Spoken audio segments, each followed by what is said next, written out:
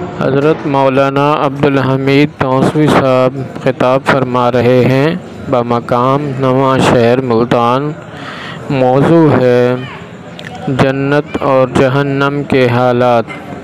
سماعت فرمائیے۔ شکریہ۔ آلہ و اصحابہ انک دائما ابدا سبحانک لا علم لنا الا العلیم الحکیم۔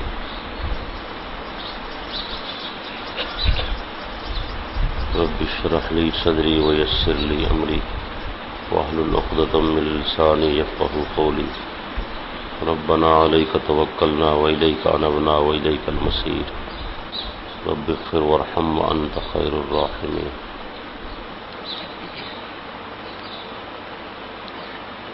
الحمد للہ وکفی والصلاة والسلام علی سید الرسل وخاتم الانبیاء صلی اللہ علیہ وعلی آلہ واصحابہ وبارک وسلم صلاة تکون للنجاة وسیلة ولعلو الدرجات کفیلا۔ اللہم صل علی محمد وعلی آل محمد وعلی آل محمد وبارک وسلم۔ اما بعد فاعوذ باللہ من الشیطان الرجیم۔ بسم اللہ الرحمن الرحیم۔ وَأَمَّا مَنْ خَافَ مَقَامَ رَبِّهِ وَنَهَى النَّفْسَ عَنِ الْهَوَىٰ فَإِنَّ الْجَنَّةَ هِيَ الْمَأْوَىٰ۔ وَقَالَ تَعَالَىٰ فِي مَقَامٍ آخَرٍ قَدْ أَفْلَحَ الْمُؤْمِنُونَ الَّذِينَ هُمْ فِي صَلَاتِهِمْ خَاشِعُونَ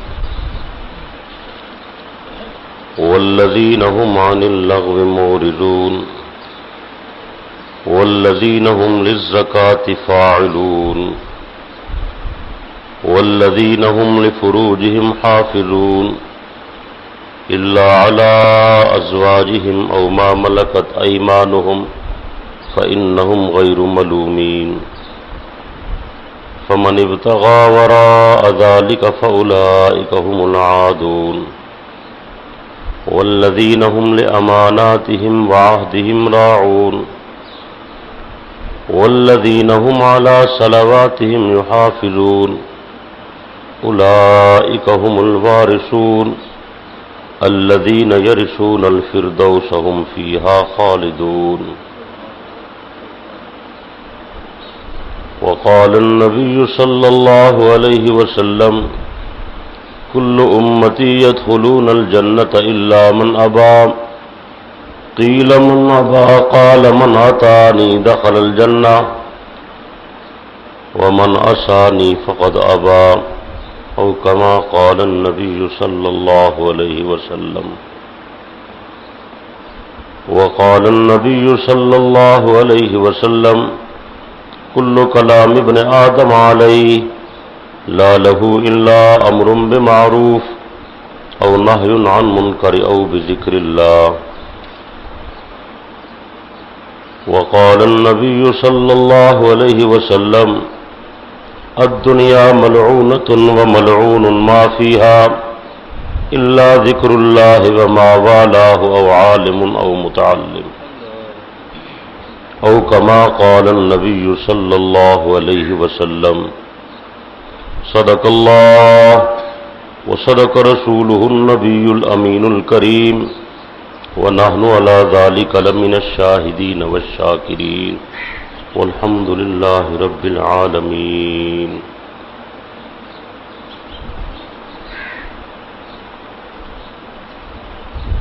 واجب الاحترام شرکائے محفل، بزرگوں، دوستوں اور بھائیوں، اللہ تعالی ہم سب کی حاضری منظور و مقبول فرمائے۔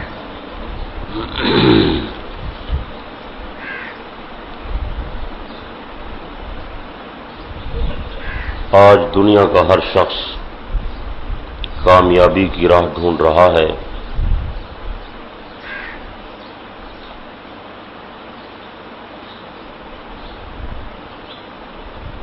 اصل کامیابی تو آخرت کی کامیابی ہے۔ دنیا کی عیش عیش نہیں، دنیا کا آرام آرام نہیں،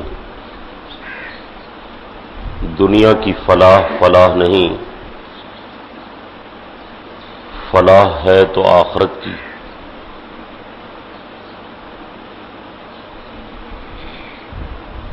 ظاہری شکل میں جو لوگ دنیا میں ناکام نظر آتے ہیں، ہو سکتا ہے وہ آخرت کی زندگی میں سب سے پہلے کامیاب ہونے والے ہوں۔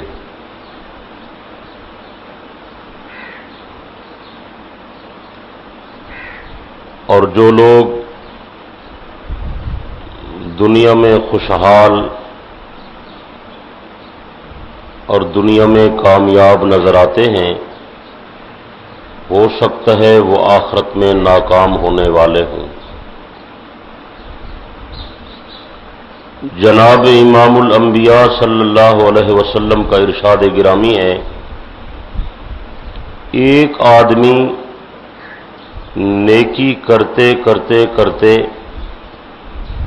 یوں محسوس ہوتا ہے کہ وہ جنت کے قریب پہنچ چکا ہے، لیکن بالآخر اس کا خاتمہ خراب ہو جاتا ہے، اسے کفر پر موت آتی ہے، اس کا ٹھکانہ جہنم بنتا ہے۔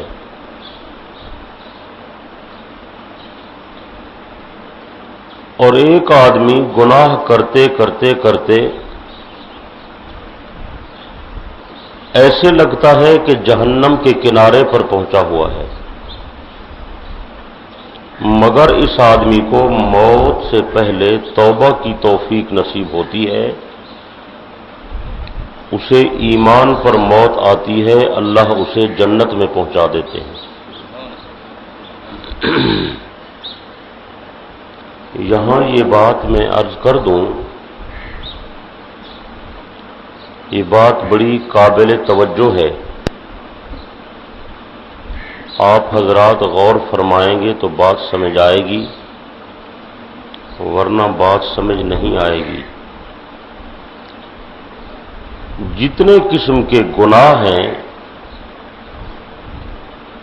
گناہ ایک گندگی کا نام ہے، اللہ کی نافرمانی یہ غلاظت کا نام ہے۔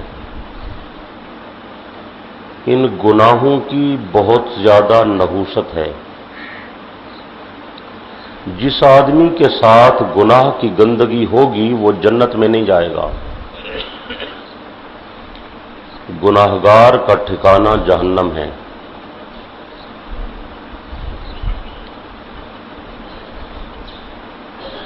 یہ گناہ بہت مہلک ہیں۔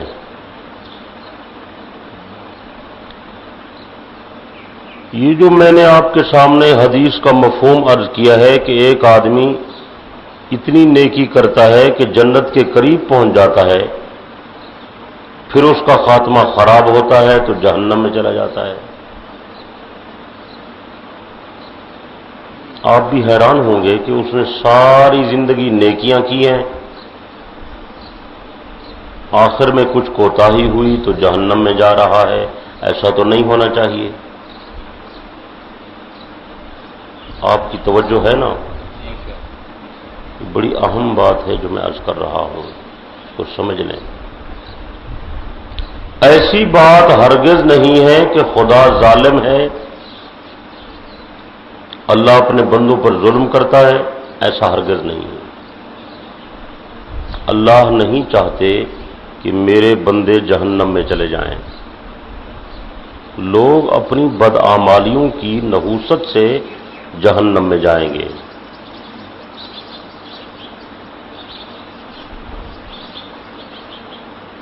اصل میں ہمیں اللہ کی نافرمانی کی اور گناہوں کی نحوست کا اندازہ نہیں ہے۔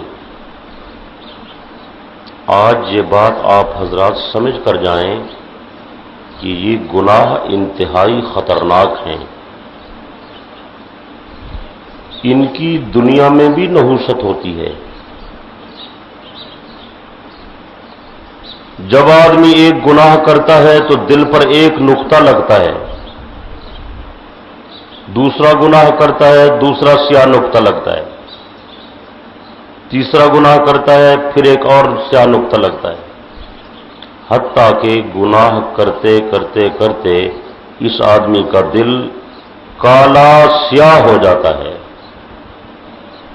پھر اسے امتیاز نہیں رہتا کہ اچھائی کیا ہے برائی کیا ہے، صحیح کیا ہے غلط کیا ہے، حلال کیا ہے حرام کیا ہے، اچھا کیا ہے برا کیا ہے، اسے امتیاز نہیں رہتا۔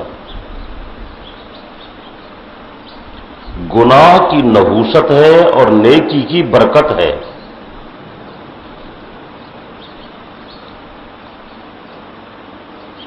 بعض گناہ ایسے ہیں کہ ان سے رزق کی برکت ختم ہو جاتی ہے۔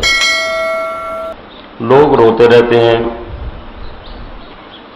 ہمیں بھی فون کرتے ہیں وظیفہ بتا دیں رزق کی برکت کا۔ رزق کی برکت کا سب سے بڑا وظیفہ یہ ہے کہ انسان گناہ چھوڑ دے، سب سے بڑا وظیفہ ہے۔ اس کو کوئی اپنانے کے لیے تیار نہیں ہے۔ لوگ کہتے ہیں گناہ بھی کرتے رہیں رزق میں برکت بھی ہوتی رہے۔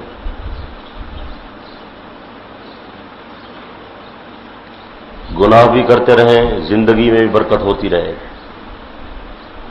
گناہ بھی کرتے رہیں کوئی تکلیف بیماری پریشانی نہیں آنی چاہیے۔ سب سے بڑا وظیفہ یہ ہے کہ آدمی گناہ،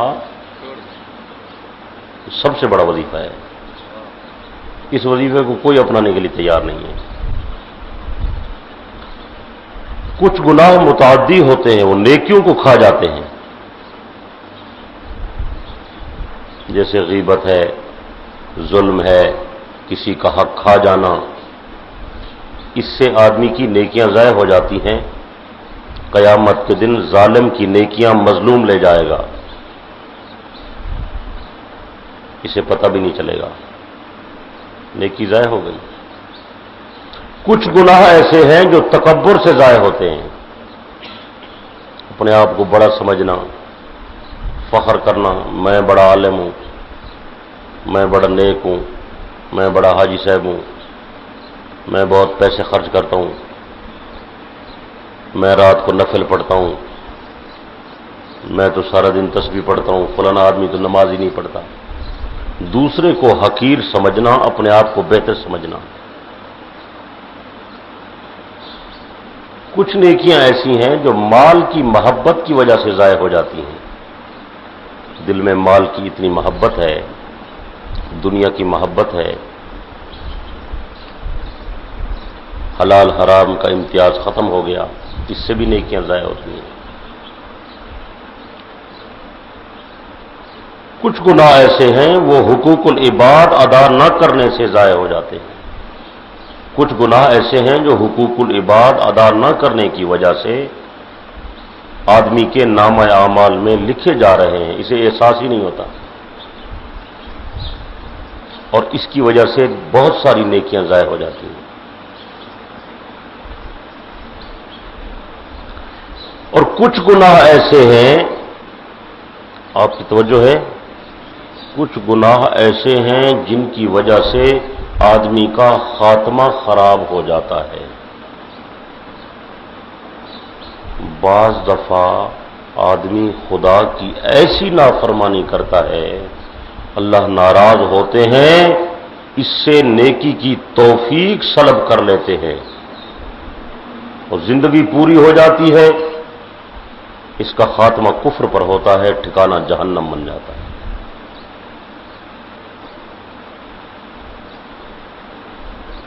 یہ جو حسد کا گناہ ہے، یہ نیکیوں کو ایسے کھا جاتا ہے جیسے آگ لکڑیوں کو کھا جاتی ہے۔ حسد، کسی کو برداشت نہ کرنا۔ حدیث میں ہے کہ حسد نیکیوں کو ایسے کھا جاتا ہے جیسے آگ لکڑیوں کو کھا جاتی ہے۔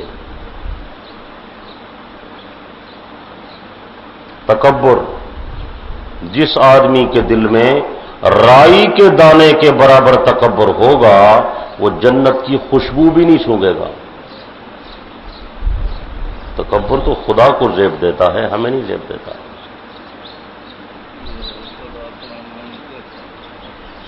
کیا مسئلہ ہے؟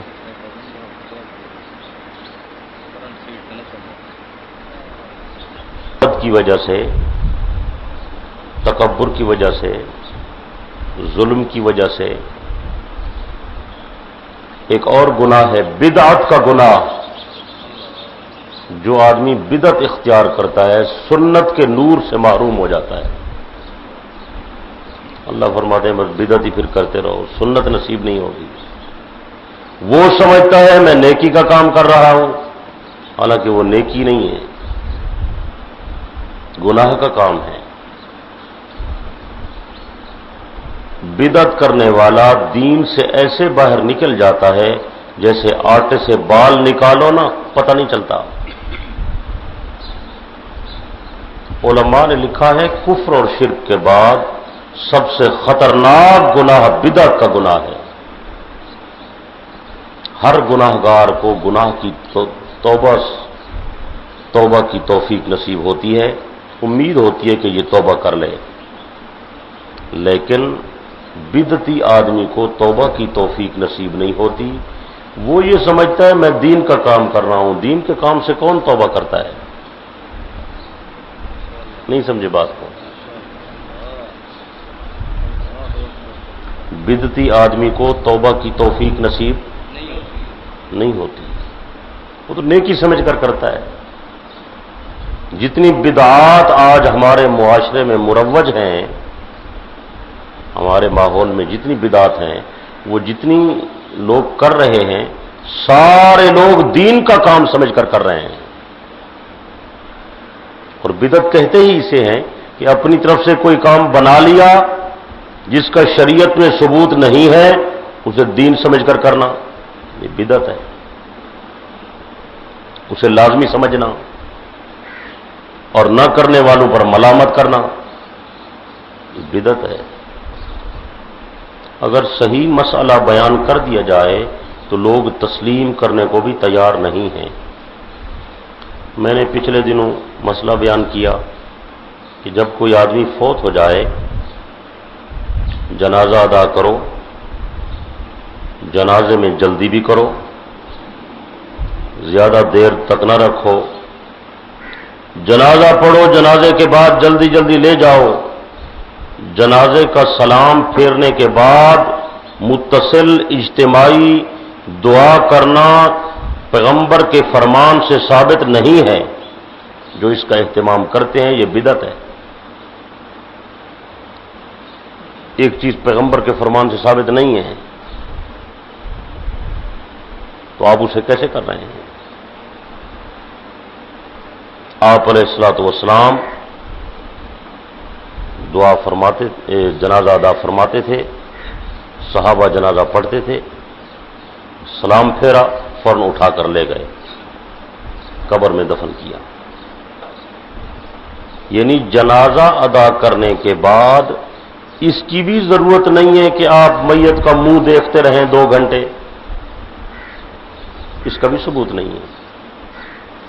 جنازہ ادا کریں، لے جائیں، دفن کریں، دفن کرنے کے بعد پھر دعا کریں، سنت عمل ہے۔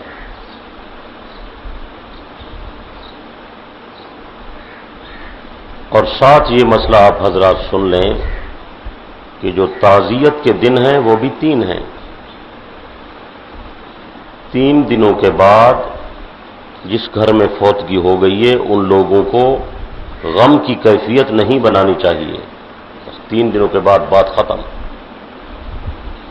اگر ساتھ محلے والے 3 دنوں کے بعد تعزیت کرنے آئیں تو انہیں بتا دو کہ تعزیت کے دن ختم ہو گئے ہیں۔ بات سمجھ آ رہی ہے یا نہیں سمجھ آئی؟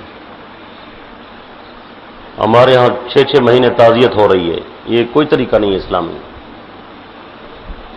اسلام کہتا ہے 3 دنوں کے بعد معاملہ ختم۔ اگر ایسا ہوگا تو پھر تو آپ غم کی کیفیت میں رہیں گے۔ اسلام نہیں چاہتا کہ میرے پیروکار ہمیشہ پریشان رہیں، یہ تو سلسلہ ہے، آج کوئی فوت ہوا تو کل کوئی اور ہو جائے گا، پرسوں ہمارا نمبر آ جائے گا، چلتا رہے گا سلسلہ۔ اور تعزیت کے جو الفاظ ہیں وہ مختصر ہیں، بس انا للہ پڑھیں، سنا آپ کے بزرگ فوت ہو گئے، آپ کے بھائی فوت ہو گئے، آپ کے عزیز فوت ہو گئے، بہت افسوس ہوا، اللہ تعالیٰ ان کی مغفرت فرمائے، اللہ تعالیٰ ان کے درجات بلند فرمائے، بس ختم۔ لمبی چوڑی بات کرنے کی ضرورت نہیں ہے، تھوڑی دیر بیٹھیں چلے جائیں، یہ تعزیت ہے۔ اسلام بالکل سادہ اور آسان دین ہے، دین میں آسانی ہے، دین میں مشکل نہیں ہے، لیکن ہمارے یہاں پتہ نہیں کیا کچھ ہوتا ہے، ساری بدعات و خرافات ہیں۔ اچھا، ہر علاقے میں اپنے علاقے کا نیا نیا کام ہے، نئی بدعت، نیا طریقہ، نئی رسم، علاقائی رسمیں ہیں ہمارے ہاں۔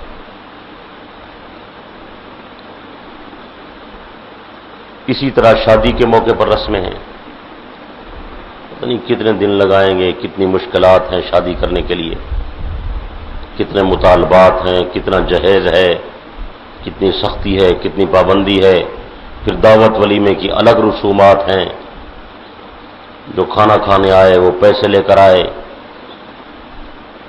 ساری رسومات ہیں۔ بعض علاقوں میں 11ویں شریف کا رواج ہے، اس کا کوئی ثبوت نہیں ہے، ایسے لوگوں نے بدعت بنائی ہے۔ اگر آپ 11ویں کا دودھ نہیں دیں گے، پیر صاحب آپ کی بھینس کا دودھ خشک کر دے گا۔ ساری زندگی آدمی نماز نہیں پڑھتا، خدا تو روزی بند نہیں کرتا، میرا بندہ نماز نہیں پڑھتا، اس کا کھانا بند کر دو۔ مشرکین عرب آسمان کی طرف تیر پھینکتے تھے، مسلمانوں کے خدا کو مار رہے ہیں، اللہ نے ان کی ٹانگیں نہیں توڑی، میرے بندے مجھے تیر مار رہے ہیں۔ کیونکہ صحیح حدیث میں ہے، اللہ فرماتے ہیں میرے بندے میرا شریک بناتے ہیں، میں ان کا رزق بند نہیں کرتا، ان کا پانی بند نہیں کرتا، ان کو چلنا پھرنا جو ہے ان کی ٹانگیں نہیں توڑ دیتا، چل نہ سکیں، دیکھ نہ سکیں، اندھا کر دوں، بہرا کر دوں، میں کر سکتا ہوں، نہیں کرتا، اور ڈھیل دیتا ہوں، اور کر لیں، اور کر لیں، اور کر لیں۔ تو آپ حضرات ان باتوں پر غور فرمائیں۔ میں یہ عرض کر رہا ہوں کہ کچھ گناہ تو بہت مہلک ہیں، ان میں ایک بدعت کا گناہ ہے، ایک حسد کا گناہ ہے، یہ ایسے گناہ ہیں ان کی وجہ سے بعض اوقات آدمی کا خاتمہ کفر پر ہو جاتا ہے، اللہ ناراض ہو جاتے ہیں اور اس سے ایمان کی کیفیت کو سلب کر لیتے ہیں۔ ساری زندگی نیکی کی، آخر میں بس ایسی اللہ کو ناراضگی آئی، اس نے ایمان کو سلب کر لیا تو خاتمہ کفر پر ہوا، اور جس کا خاتمہ کفر پر ہوا اس کا ٹھکانہ، تو اس میں خدا کا تو کوئی ظلم نہیں ہے، تو ہمارے اپنے اعمال و افعال ہیں، اللہ ہمیں سمجھ کی توفیق عطا فرمائے۔ اور جس کا خاتمہ کفر پر ہو گیا، جو گناہوں کی کفر کی گندگی لے کر گیا، ابد الآباد یہ آدمی ہمیشہ جہنم میں رہے گا، قبر میں عذاب، حشر میں عذاب، قیامت میں عذاب، جہنم میں عذاب، اور جہنم رہنے کی انتہائی بری جگہ ہے۔ جو آدمی آخرت میں کامیاب ہونا چاہتا ہے اسے چاہیے کہ وہ ایمان کی محنت کرے اور ایمان والے کام بھی کرے۔ یہ ایمان والے کام ہیں، نماز ادا کرنا، مال کی زکوٰۃ دینا، صاحب استطاعت ہے تو بیت اللہ کا حج کرنا، زمین کا عشر ادا کرنا، اللہ کے حق ادا کرنا، اللہ کے بندوں کے حقوق ادا کرنا، یہ تمام جو ہیں وہ اعمال ہیں جن سے انشاءاللہ اللہ کی رحمت کے حقدار ہو کر مومن مسلمان جنت کے وارث بنیں گے۔ جو آیات آج ہم نے تلاوت کی ہیں ان میں کامیاب مسلمانوں کی علامات بیان کی گئی ہیں کہ کامیاب مومن مسلمان کون ہیں۔ کوئی دولت کی شرط نہیں ہے، کوئی مال کی شرط نہیں ہے، کوئی عہدے کی شرط نہیں ہے، کوئی حسن و جمال کی شرط نہیں ہے، کوئی امیری کی شرط نہیں ہے، کوئی عقل کی شرط نہیں ہے، فہم و فراست کی شرط نہیں ہے، بلکہ شرط بس یہ ہے کہ ایمان ہو، عمل صالح ہو، بس یہ شرط ہے تو مومن کامیاب ہے۔ یہ 18ویں پارے کی شروع میں سورہ مومنون کی آیات ہیں، اس میں اللہ تعالیٰ نے ان کامیاب لوگوں کی علامات اور نشانیاں بیان فرمائی ہیں۔ قد افلح المؤمنون الذین هم فی صلاتهم خاشعون، یقینی بات ہے وہ مومن کامیاب ہے جو نمازیں عاجزی سے ادا کرتے ہیں۔ یعنی ایسے مومن بھی کامیاب نہیں ہیں جو نماز تو پڑھیں لیکن ان کی نماز میں خشوع نہ ہو، خضوع نہ ہو یا عاجزی نہ ہو، ان کے ساتھ بھی کامیابی کا وعدہ نہیں ہے۔ یا نماز تو پڑھیں، سستی سے نماز پڑھیں، چلے پڑھ لیں گے، دکان سے آئے، کاروبار سے آئے، دفتر سے آئے، کھانا کھایا، لیٹ گئے، چلے پڑھ لیں گے، بہت ٹائم ہے، لمبے دن ہیں، 5 بجے ظہر کی نماز پڑھ رہا ہے۔ سستی سے نماز ادا کرنا یہ منافقین کا طریقہ ہے، مومنین کا طریقہ نہیں ہے۔ ہم سوچیں کیا ہم تو ایسا نہیں کر رہے؟ سستی سے نماز ادا کرنا یہ کس کا طریقہ ہے؟ مومنین کا طریقہ نہیں ہے، مسلمانوں کا طریقہ نہیں ہے۔ مسلمان تو ٹائم پر نماز ادا کرتا ہے اور ترجیح دیتا ہے کہ میں پہلے نماز ادا کر لوں، رہ نہ جائے، سستی نہ ہو جائے، غفلت نہ ہو جائے، نماز قضا نہ ہو جائے۔ اس لیے یہاں فرمایا وہ مومن کامیاب ہیں جو نمازیں عاجزی سے ادا کرتے ہیں۔ اگلی صفت بیان فرمائی والذین هم عن اللغو معرضون، وہ مومن کامیاب ہیں جو بیہودہ باتوں سے بچتے ہیں، نکمی بات نہیں کہتے، فضول بات نہیں کہتے۔ گالی دینا تو دور کی بات ہے، غیبت کرنا تو بہت بڑا گناہ ہے، تہمت لگانا تو بہت بڑا جرم ہے۔ بیہودہ نکمی بات جس کا کوئی مقصد نہیں، کوئی فائدہ نہیں، ایسی بات سے بچنا بھی ضروری ہے۔ اسی لیے کہتے ہیں خاموشی عبادت ہے، خاموشی، بلکہ جو میں نے حدیث تلاوت کی ہے شروع میں، اس میں آپ علیہ الصلوۃ والسلام نے بڑی عجیب بات ارشاد فرمائی ہے۔ جناب امام الانبیاء صلی اللہ علیہ وسلم نے فرمایا کل کلام ابن آدم علیہ، آدم کے بیٹے نے زبان ہلائی نہیں کہ اس پر وبال بن گئی۔ انسان کی زبان سے جو کچھ نکلے گا اس پر وبال ہے، انسان کی زبان سے جو کلمہ نکلے گا اس کے لیے مصیبت ہے، زبان سے جو بات تکلم کرے گا انتہائی خطرناک بات ہے۔ کل کلام ابن آدم علیہ لا لہ الا امر بمعروف اور نہی عن منکر او بذکر اللہ، 3 چیزیں مستثنا ہے۔ اگر اللہ کا ذکر کرے گا تو وبال نہیں ہوگا، امر بالمعروف کرے گا تو وبال نہیں ہوگا، نہی عن المنکر کرے گا تو وبال نہیں ہوگا، دین کی بات کرے گا تو وبال نہیں ہوگا۔ دین کے علاوہ جتنی باتیں زبان سے نکالے گا، اللہ پاک فرماتے ہیں میرا بندہ میں نے تمہیں زبان عطا کی ہے، میں تیرے ہر ایک ایک بول کا تجھ سے میں حساب لوں گا، ہر بول کا حساب ہوگا، ہر بات کا حساب ہوگا۔ اس لیے ہماری جو ہر بات ہے یہ ہمارے پر وبال بن رہی ہے، ہم یہ سوچیں کہ ہم نے اس کا جواب دینا ہے۔ اکثر لوگوں کی عادت ہوتی ہے ویسے بولتے رہتے ہیں خام خواہ، ایسا نہیں کرنا چاہیے، زیادہ خاموش رہیں، بولیں تو پھر ذکر اللہ بولیں، زبان کے ساتھ اللہ کو زیادہ یاد کریں۔ اللہ پاک کا حکم بھی یہی ہے اہل ایمان، یا ایھا الذین آمنوا اذکروا اللہ ذکرا کثیرا، اے ایمان والو مجھے کثرت سے یاد کرو، فاذکروا اللہ قیاما وقعودا وعلی جنوبکم، چلتے پھرتے اٹھتے بیٹھتے لیٹے ہوئے مجھے یاد کرو، واذکروا اللہ کثیرا لعلکم تفلحون، کثرت سے مجھے یاد کیا کرو کامیاب رہو گے۔ حضور علیہ الصلوۃ والسلام نے فرمایا خدا کو اتنی کثرت سے یاد کرو کہ منافق تمہیں ریاکار کہنے لگے، اتنا زیادہ خدا کو یاد کرو۔ منافق سمجھے ریاکاری کرتا ہے، ہر وقت تسبیح پڑھتا رہتا ہے، ہر وقت یاد کرے، تو زبان سے ذکر زیادہ ہوگا تو موت کے وقت بھی وہی کلمات نکلیں گے، موت کے وقت بھی وہی کلمے نکلیں گے، زبان عادی ہو چکی ہوگی۔ تو اس لیے زیادہ ذکر اللہ، لا الہ الا اللہ، لا الہ، یہ بڑے زبردست جملے ہیں. لا الہ الا اللہ کی اتنی کی قدر و قیمت ہے، ساتوں زمینیں اور ساتوں آسمان اور دنیا و ما فیہا کی ہر چیز آپ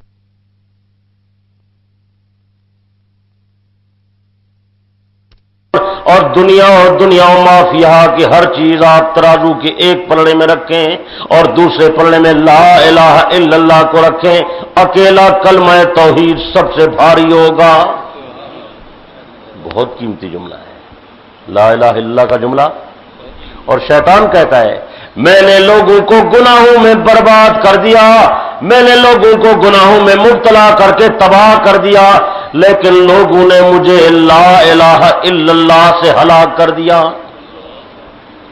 جب آدمی پڑھتا ہے لا الہ الا اللہ، شیطان کی ساری تدبیریں ختم ہو جاتی ہیں. 70,000 مرتبہ جو شخص لا الہ الا اللہ پڑھے گا 70 مرتبہ اخلاص کے ساتھ لا الہ الا اللہ لا الہ الا اللہ لا الہ الا اللہ، سانس ٹوٹے تو پھر کہا کریں لا الہ الا اللہ محمد رسول اللہ. 70,000 مرتبہ پڑھ لیں. اللہ پاک فرماتے میرا بندہ میری ذمہ داری ہے ضرور تیری بخشش کروں گا. اور اگر کسی کے والدین دنیا سے چلے گئے ان کے لیے پڑھ لیں، ایصال ثواب کر دیں. دعا کرنا آپ کا کام ہے، اللہ کی رحمت سے اس کی بخشش ہو جائے گی. بہت سارے بزرگوں کا معمول ہے، اس کو آپ پڑھیں اپنے لیے بھی، اپنے بزرگوں کے لیے بھی، اپنے والدین کے لیے. بڑا قیمتی جملہ ہے. استغفار کثرت سے پڑھیں. استغفر اللہ استغفر اللہ استغفر اللہ. استغفار سے گناہ معاف ہوتے ہیں. یہ استغفار صابن ہے، کپڑے سے میل کچیل اتارتا نا صابن. یہ استغفار جو ہے یہ دل کو پاک صاف کر دیتا ہے.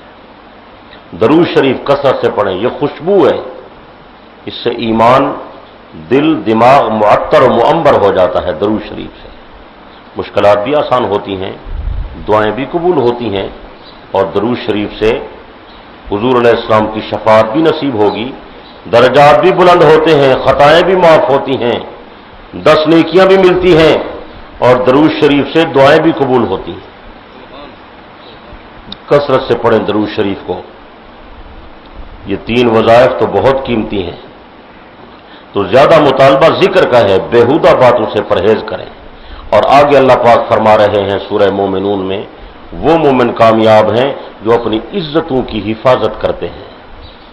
والذین هم للزکاۃ فاعلون. وہ لوگ کامیاب ہیں جو زکوٰۃ ادا کرتے ہیں.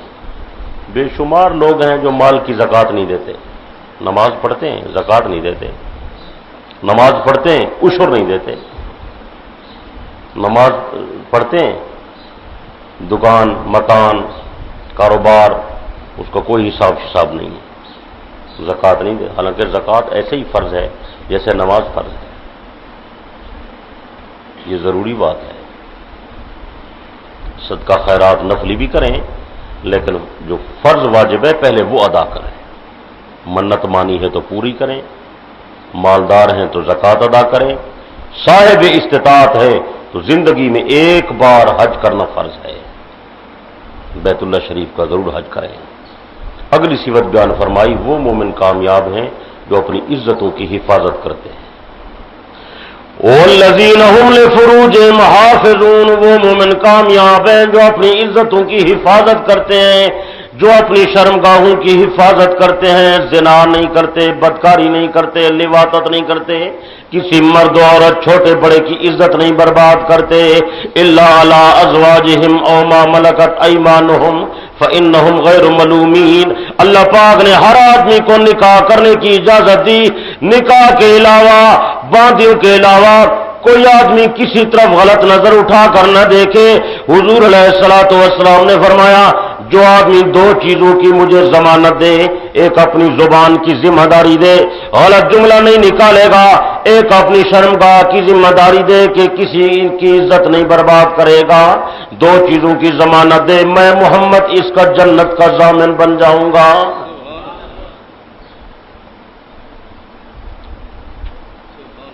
آسان نسخہ ہے. 2 چیزوں کی ذمہ داری دیں، زبان کی اور شرمگاہ کی. 14 طبق کے سردار سید الاولین والآخرین فرما رہے ہیں میں اس آدمی کا جنت کا ضامن ہوں، یہ آدمی ضرور انشاءاللہ جنت میں جائے گا۔ اور جو ایسا نہیں کرے گا فَمَنِ ابْتَغَىٰ وَرَاءَ ذَٰلِكَ فَأُولَٰئِكَ هُمُ الْعَادُونَ، یہ دائیں بائیں پھرنے والے لوگ جو ہیں یہ تو حد سے تجاوز کرنے والے ہیں، یہ تو خطرناک لوگ ہیں۔ حضور علیہ السلام نے فرمایا معراج کی شب میں نے دیکھا کچھ لوگوں کے سامنے بہترین کھانے رکھے ہوئے ہیں، وہ کھانے نہیں کھاتے، وہ غلاظت گندگی پخانہ کھا رہے ہیں۔ میں نے پوچھا یہ کون ہے؟ انہوں نے کہا یہ وہ لوگ ہیں جو حلال نکاح کو چھوڑ کر بدکاری کرتے ہیں، بے حیائی میں مبتلا ہیں۔ اگلی صفت بیان فرمائی والذین هم لاماناتهم وعہدهم راعون، وہ مومن کامیاب ہیں جو امانت میں خیانت نہیں کرتے، وعدہ کرتے ہیں تو پورا کرتے ہیں، بددیانتی نہ، دھوکہ نہ، چوری نہ، فراڈ نہ۔ ایک آدمی کسی کا ملازم ہے، نوکر ہے، غلام ہے، تو وہ امین ہے، مالک کے مال میں خیانت نہ کرے، بددیانتی نہ کرے، ورنہ اس کا حساب ہوگا۔ دھوکہ نہ دے، مال نہ چرائے، جو چیز لے اس سے پوچھ کر لے، اسے بتا دے میں یہ لینا چاہتا ہوں لے لوں، کھانا چاہتا ہوں کھا لوں۔ حتیٰ کہ بھائی بھی اپنے بھائی کی چیز اٹھائے تو پوچھ لے، بیوی بھی خاوند سے چیز لینا چاہے تو پوچھ لے، یہ نہیں کہ اس نے قمیض اتار کے لٹکائی، بیوی نے اس سے 5000 روپیہ جیب سے نکال لیا، یہ بھی چوری ہے، ایسا نہیں ہونا چاہیے، یہ بھی بددیانتی ہے۔ بددیانتی دکان میں بھی ہوتی ہے، جیب سے بھی ہوتی ہے، گھر میں بھی ہوتی ہے، کچھ عورتیں ایسا کرتی ہیں، کچھ مرد ایسا کرتے ہیں، کچھ بچے ایسا کرتے ہیں، ایسا نہیں ہونا چاہیے۔ والذین هم لاماناتهم وعہدهم راعون، یہ امانت کی حفاظت کرنے والے لوگ ہیں۔ کامیاب مومن وہ ہیں جو وعدے کی پاسداری کرنے والے ہیں، جس سے وعدہ کریں اسے پورا کریں۔ ایک آدمی سے حضور علیہ السلام نے لین دین فرمایا، کچھ معاملہ باقی رہ گیا، اس نے کہا آپ ٹھہریں میں ابھی آتا ہوں۔ آپ علیہ الصلوۃ والسلام وہیں تشریف فرما ہوئے، اس نے کہا ہے میں واپس آ رہا ہوں تو واپس آئے گا۔ انتظار کرتے رہے کرتے رہے کرتے رہے، وہ واپس نہ آیا، شام ہو گئی، اب تو آپ جا سکتے تھے۔ حدیث میں آتا ہے کہ آپ وہیں بیٹھے رہے، ساری رات بیٹھے رہے، رات گزر گئی، آدمی واپس نہیں آیا۔ اگلا دن ہو گیا، کسی نے پوچھا حضرت اب تو آپ چلے جائیں کیوں بیٹھیں؟ آپ نے فرمایا اس نے میرے ساتھ وعدہ کیا کہ میں واپس آؤں گا، میں نے بھی وعدہ کر لیا کہ میں تیری انتظار کروں گا، چلے وہ وعدے کی پاسداری نہیں کرتا، میں تو وعدے کی پاسداری کروں، میں نے جو کہہ دیا کہ میں انتظار کر رہا ہوں، ہو سکتا ہے واپس آ جائے۔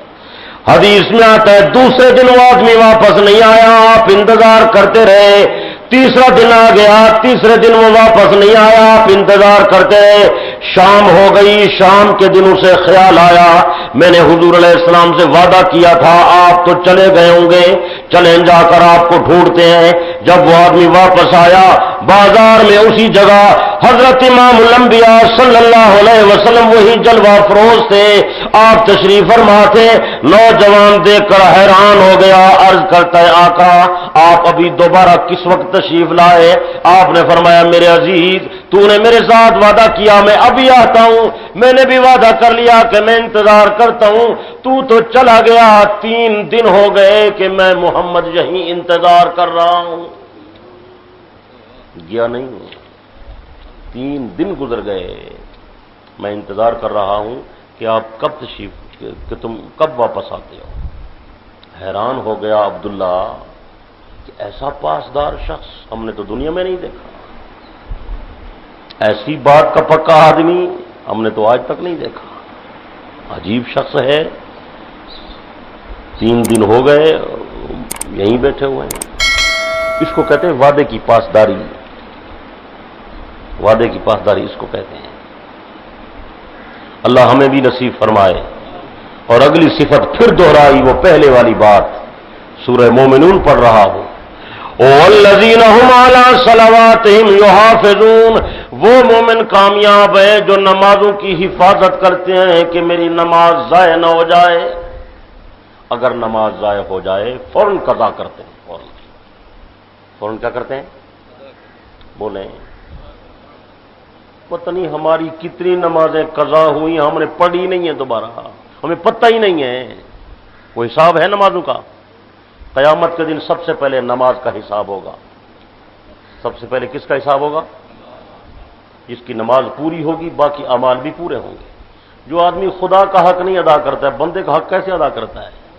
فاروق اعظم رضی اللہ عنہ جب خلیفہ بنے تو آپ نے اپنے گورنروں کو پہلا حکم یہی لکھا، نماز کا اہتمام کرو، نماز کا اہتمام کرو، نماز کا اہتمام کرو۔ دفتر میں بیٹھنے کی ضرورت نہیں ہے، عدالت میں بیٹھنے کی ضرورت نہیں ہے، اپنی عہدے کی کرسی پر بیٹھنے کی ضرورت نہیں ہے۔ جب نماز کا ٹائم ہو جائے تمام کام چھوڑ کر پہلے نماز ادا کرو۔ جو آدمی نماز ادا نہیں کرے گا، جو آدمی نماز ادا نہیں کرتا، یہ خدا کا نافرمان ہے۔ جو خدا کا وفادار نہیں ہے، مخلوق کا کیسے وفادار ہوگا؟ سوچنے کی بات ہے۔ شریعت میں نماز چھوڑنے کی اجازت نہیں ہے۔ اللہ کے نبی نے بڑی تاکید فرمائی، نماز ادا کرو، مرد نماز ادا کرو، عورتیں نماز ادا کریں۔ بچہ 7 سال کا ہو جائے نماز کا حکم کرو، جب 10 سال کا ہو جائے تھپڑ مار کر نماز پڑھاؤ، اس کا بستر علیحدہ کر دو۔ ماں باپ کی ذمہ داری ہے بچوں کو نماز کا کہیں، خاوند کی ذمہ داری ہے بیوی کو نماز کا کہے، بھائی کی ذمہ داری ہے بہن کو نماز کا کہے، باپ کی ذمہ داری ہے بیٹی کو نماز کا کہے، گھر کے بڑے آدمی کی ذمہ داری ہے کہ تمام لوگوں کو نماز کا حکم کریں، نماز کی تاکید کریں۔ صبح کے ٹائم تمام بچوں کو اٹھا دیا کرو، نماز کی تاکید کیا کرو، کوئی آدمی سویا نہ رہے، کسی کی نماز ضائع نہ ہو جائے، کسی کا نقصان نہ ہو جائے۔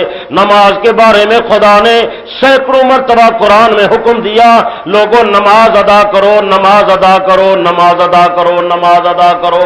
نماز ادا کرو گے خدا کی معیت حاصل ہوگی، نماز ادا کرو گے خدا کا قرب حاصل ہوگا، نماز ادا کرو گے دعائیں قبول ہوں گی، نماز ادا کرو گے مال میں برکت ہوگی، نماز ادا کرو گے زندگی میں برکت ہوگی، نماز ادا کرو گے اولاد کی تربیت اچھی ہوگی، نماز ادا کرو گے بلائیں دور ہو جائیں گی، نماز ادا کرو گے مشکلات آسان ہوگی، نماز ادا کرو گے پریشانیاں ختم ہوں گی، نماز ادا کرو گے بیماروں کو شفا ملے گی، نماز ادا کرو گے اللہ پاک کی نصرت اور مدد اور رحمت اور برکت اور عنایت ہوگی۔ اگر نماز چھوڑ دو گے گھر میں بے برکتی آئے گی، نماز چھوڑ دو گے مال کی برکت ختم ہو جائے گی، نماز چھوڑ دو گے دعائیں مانگو گے، بے نماز آدمی کی دعائیں قبول نہیں ہوتی، بے نماز آدمی کے گھر میں برکت نہیں ہوتی، بے نماز آدمی کا دل پریشان ہوتا ہے، بے نماز آدمی کو کبھی قلبی سکون نہیں ملتا، بے نماز آدمی کافروں کی مشابہت رکھتا ہے۔ کافروں میں اور مسلمانوں میں ظاہری فرق نماز کا ہے، کافر نماز نہیں پڑھتا، مومن نماز پڑھتا ہے۔ پاک پیغمبر کے زمانے میں بے نماز آدمی کو کافر سمجھا جاتا تھا۔ آج دیکھیں بازار بھرے ہوئے ہیں، مسجد میں چند لوگ ہیں، مسجد میں کوئی نہیں آتا، اور جن لوگوں کی نمازیں قضا ہیں وہ پہلے نمازوں کی قضا پڑھیں، نوافل پڑھنے کی ضرورت نہیں ہے، ان کی جگہ نمازوں کی قضا ادا کریں۔ جس آدمی کی نماز قضا ہے یہ جہنم میں جائے گا، بے نماز آدمی جہنم میں جائے گا۔ اللہ پاک نے قرآن مقدس میں فرمایا قیامت کا دن آئے گا، کچھ لوگ جنت میں چلے جائیں گے، کچھ لوگ جہنم میں چلے جائیں گے، جہنم نیچے ہوگی، جنت ان کے اوپر ہوگی، جنت والے سر باہر نکال کر نیچے جھانکیں گے، دیکھیں تو صحیح جہنم کا کیا حال ہے۔ اللہ پاک انہیں جہنم کا منظر دکھائیں گے، اہل جہنم کی کیفیت دکھائیں گے۔ جب جنتی دیکھیں گے جہنم میں انہیں اپنے محلے کے لوگ نظر آئیں گے، اپنے رشتہ دار نظر آئیں گے، اپنے پڑوسی نظر آئیں گے، اپنے دوست یار سنگی نظر آئیں گے۔ اہل جنت جہنمیوں سے پوچھیں گے اور جہنم کے لوگوں تمہارے ساتھ تو ہماری قرابت تھی، تم ہمارے محلے دار تھے، رشتہ دار تھے، پڑوسی تھے، تعلق دار تھے، تم جہنم میں کیسے آ گئے؟ اللہ پاک نے ہمارے اوپر تو کرم فرما دیا، ہم تو جنت میں چلے گئے، تم نے کون سے گناہ کیے کہ جہنم میں آ گئے؟ قرآن مجید نے اطلاع دی، وہ جہنمی روتے ہوئے کہیں گے قالوا لم نک من المصلین، ہم نمازیں نہیں پڑھتے تھے، ہم نماز کا خیال نہیں کرتے تھے، 5 وقت اذان کی آواز آتی تھی ہم اپنی دکانوں پر بیٹھے رہتے تھے، ہم میٹھی نیند سوتے تھے، ہم گھروں میں پڑے رہتے تھے، مسجدیں ویران تھیں، ہمارے گھر آباد تھے، آج ہماری تباہی کا فیصلہ کر دیا، آج ہماری ہلاکت کا پیغام آ گیا، ہمیں جہنم میں ڈال دیا، مہربانی کرو جنتیوں ہماری سفارش کرو، شاید تمہاری سفارش سے ہمارا عذاب ٹل جائے۔ لیکن جہنم کا عذاب ٹلنے والا بے نماز جہنم میں، گناہگار سارے جہنم میں، کافر سارے جہنم میں، منافق سارے جہنم میں، مشرک سارے جہنم میں، زکوٰۃ نہ دینے والے جہنم میں، زمین کا عشر نہ دینے والے جہنم میں، لوگوں کی عزتیں برباد کرنے والے جہنم میں، جھوٹ بولنے والے جہنم میں، چوری کرنے والے جہنم میں، بددیانتی کرنے والے جہنم میں، خیانت کرنے والے جہنم میں، وعدے کی پاسداری نہ کرنے والے جہنم میں، سود کھانے والے جہنم میں، رشوت دینے لینے والے جہنم میں، دھوکہ کرنے والے جہنم میں، مشرک جہنم میں، توحید کے مخالف جہنم میں، پیغمبر کے دشمن جہنم میں، صحابہ کے مخالف جہنم میں، قرآن کے منکر جہنم میں، نمازوں کو بے دردی سے ضائع کرنے والے جہنم میں، دین اور دین والوں کا مذاق اڑانے والے بھی جہنم میں، یہ سارے لوگ جہنم میں چلے جائیں گے۔ قرآن مجید نے اطلاع دی جب جہنم میں جائیں گے دنیا کی آگ لکڑیوں سے جلتی ہے، جہنم کی آگ پتھروں اور انسانوں سے جلے گی۔ وقودها الناس والحجارہ، جہنم کی آگ کا ایندھن انسان اور جہنم کی آگ کا ایندھن انسان اور وقودها الناس والحجارہ اعدت للمنکر، لوگوں کے لیے جہنم کی آگ تیار ہے، جہنم میں جائیں گے، جہنم کی آگ انہیں جلانا شروع کرے گی، ہر آدمی کے جسم پر پہلے چمڑا ہوتا ہے، چمڑے کو جلائے گی۔ قرآن مجید نے اطلاع دی ہے اہل جہنم کی جلد اور کھال جلنا شروع ہوگی، جب وہ کھال جلے گی تو ان کا خیال یہ ہوگا کہ شاید جل جائیں گے، مر جائیں گے، موت آئے گی تو ختم ہو جائیں گے، اعلان ہوگا لا يموت فيها ولا يحيى، آج کے بعد نہ جہنمی پر موت، آج کے بعد نہ جنتی پر موت، موت ختم۔ موت کا فیصلہ دنیا میں تھا، آخرت میں نہیں ہوگا۔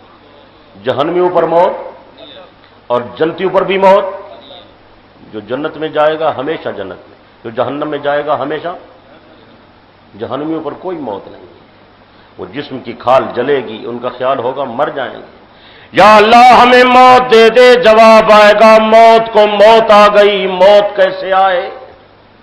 موت ختم۔ جہنمیوں کے جسم کی کھال جل جائے گی، اللہ پاک فرماتے ہیں بدلناہم جلودا غیرہا، ہم دوبارہ دوسرا چمڑا چڑھائیں گے، پھر جہنم کی آگ اسے جلا دے گی، پھر تیسری کھال چڑھائیں گے، جہنم کی آگ اسے جلا دے گی، پھر چوتھی کھال چڑھائیں گے، پھر اسے جہنم کی آگ جلا دے گی، پھر 5ویں کھال چڑھائیں گے، اسے جہنم کی آگ جلا دے گی، حتیٰ کہ وہ کھالیں جلتی رہیں گی، ہم چمڑا اور کھال بدلتے رہیں گے، لیذوقوا العذاب، تاکہ ہمیشہ عذاب ہوتا رہے۔ اعلان ہوگا ذوقوا عذاب الحریق، جلن کی مار چکھو، ہم نے تمہیں جہنم کے لیے تیار کیا ہے۔ اللہ تعالی ہم سب کی حفاظت فرمائے۔ جہنم کا عذاب بہت خطرناک عذاب ہے، جو وہاں جائے گا ہمیشہ اس میں رہے گا، اس سے چھٹکارا نہیں ہے، اس سے نجات نہیں ہے۔ اب جہنمیوں کو جہنم میں پیاس لگے گی، بھوک بھی لگے گی۔ آپ حضرات جانتے ہیں جب گرمی زیادہ ہو تو پیاس بھی، جب موسم ٹھنڈا ہو تو پیاس بھی نہیں لگتی۔ جہنم کی تپش اور گرمی، اللہ اکبر، یہ جو دنیا میں گرمی ہے نا آج، پتہ ہے اس کا، اللہ کے نبی نے فرمایا جہنم سانس نکالتی ہے اور اس سے دنیا میں گرمی ہوتی ہے۔ یہ جو آپ لوگوں نے سمجھا ہوا ہے کہ شاید سورج کی وجہ سے گرمی ہوتی ہے، سورج کی وجہ سے گرمی نہیں ہے، ہوتی ہوگی تھوڑی بہت، لیکن یہ جو زیادہ گرمی ہے وہ سورج کی وجہ سے نہیں ہے، جہنم کی وجہ سے ہے۔ سورج تو سردی میں بھی موجود ہوتا ہے تو گرمی نہیں ہوتی، آپ نے غور نہیں فرمایا؟ سورج سردی میں ہوتا ہے یا نہیں ہوتا؟ آپ لکھے پڑے حضرات تشریف فرما ہیں، آپ سوچیں کہ جو بلند مقامات ہیں جیسے مری ہے، پہاڑوں کا علاقہ ہے، وہاں چلے جائیں تو وہاں موسم ٹھنڈا ہے یا نہیں ہے؟ حالانکہ وہ علاقہ ہماری سطح سے بہت بلند ہے، جو جگہ بلند ہے وہ تو سورج کے قریب ہے، وہاں تو زیادہ گرمی ہونی چاہیے، نہیں سمجھے آپ بات کو؟ بلند جگہ پر سورج قریب ہے، وہاں گرمی زیادہ ہو، ہم زیادہ دور نیچے بیٹھے ہیں، یہاں تو ٹھنڈک ہونی چاہیے، لیکن بات معلوم ہوتا ہے کہ معاملہ کچھ اور ہے اور بات قابل غور ہے، وہ بات آپ نہیں سمجھے۔ اللہ کے نبی نے فرمایا یہ گرمی جہنم کی وجہ سے ہوتی ہے، جہنم سانس لیتی بھی ہے، جہنم سانس نکالتی بھی ہے، جب جہنم سانس نکالتی ہے تو گرمی ہو جاتی ہے، جب جہنم سانس لیتی ہے تو دنیا میں ٹھنڈک ہو جاتی ہے، نہیں سمجھے آپ کو؟ جب جہنم سانس نکالتی ہے تو گرمی ہو جاتی ہے، اس لیے میرے آقا نے فرمایا جب گرمی کا موسم ہو جائے ابردو بالظہر، ظہر کی نماز کو ٹھنڈا کر کے پڑھا کرو، ذرا تاخیر کر کے نماز ظہر کی ادا کیا کرو، یہ جو دن کی گرمی ہے یہ جہنم کی وجہ سے ہے۔ ابردو بالظہر فإن شدۃ الحر من فیح جہنم، یہ گرمی دنیا کی وجہ سے نہیں ہے، یہ جہنم کی گرمی ہے۔ ملتان والوں، میں کہا کرتا ہوں جہنم سے بچنا بھی ضروری ہے، جہنم کی گرمی سے بچنا بھی ضروری ہے۔ اپنے آپ کو گرمی سے بھی بچاؤ لیکن اصل جہنم سے بھی بچاؤ اپنے آپ کو، اس کی تپش بہت خطرناک ہے۔ جب اہل جہنم جہنم میں جائیں گے تو گرمی شدید ہوگی تو انہیں پیاس بھی بلائیں گے، پکاریں گے، جنتیوں مہربانی کرو کوئی تھوڑا سا پانی ہمیں تو پلا دو، سورت آراف ہے، پڑھے نا آپ۔ جنتیوں اللہ پاک نے تمہارے اوپر کرم کر دیا، نعمتوں کی بارش برسا دی، مہربانی کرو تھوڑا سا کھانا تو بھجوا دو۔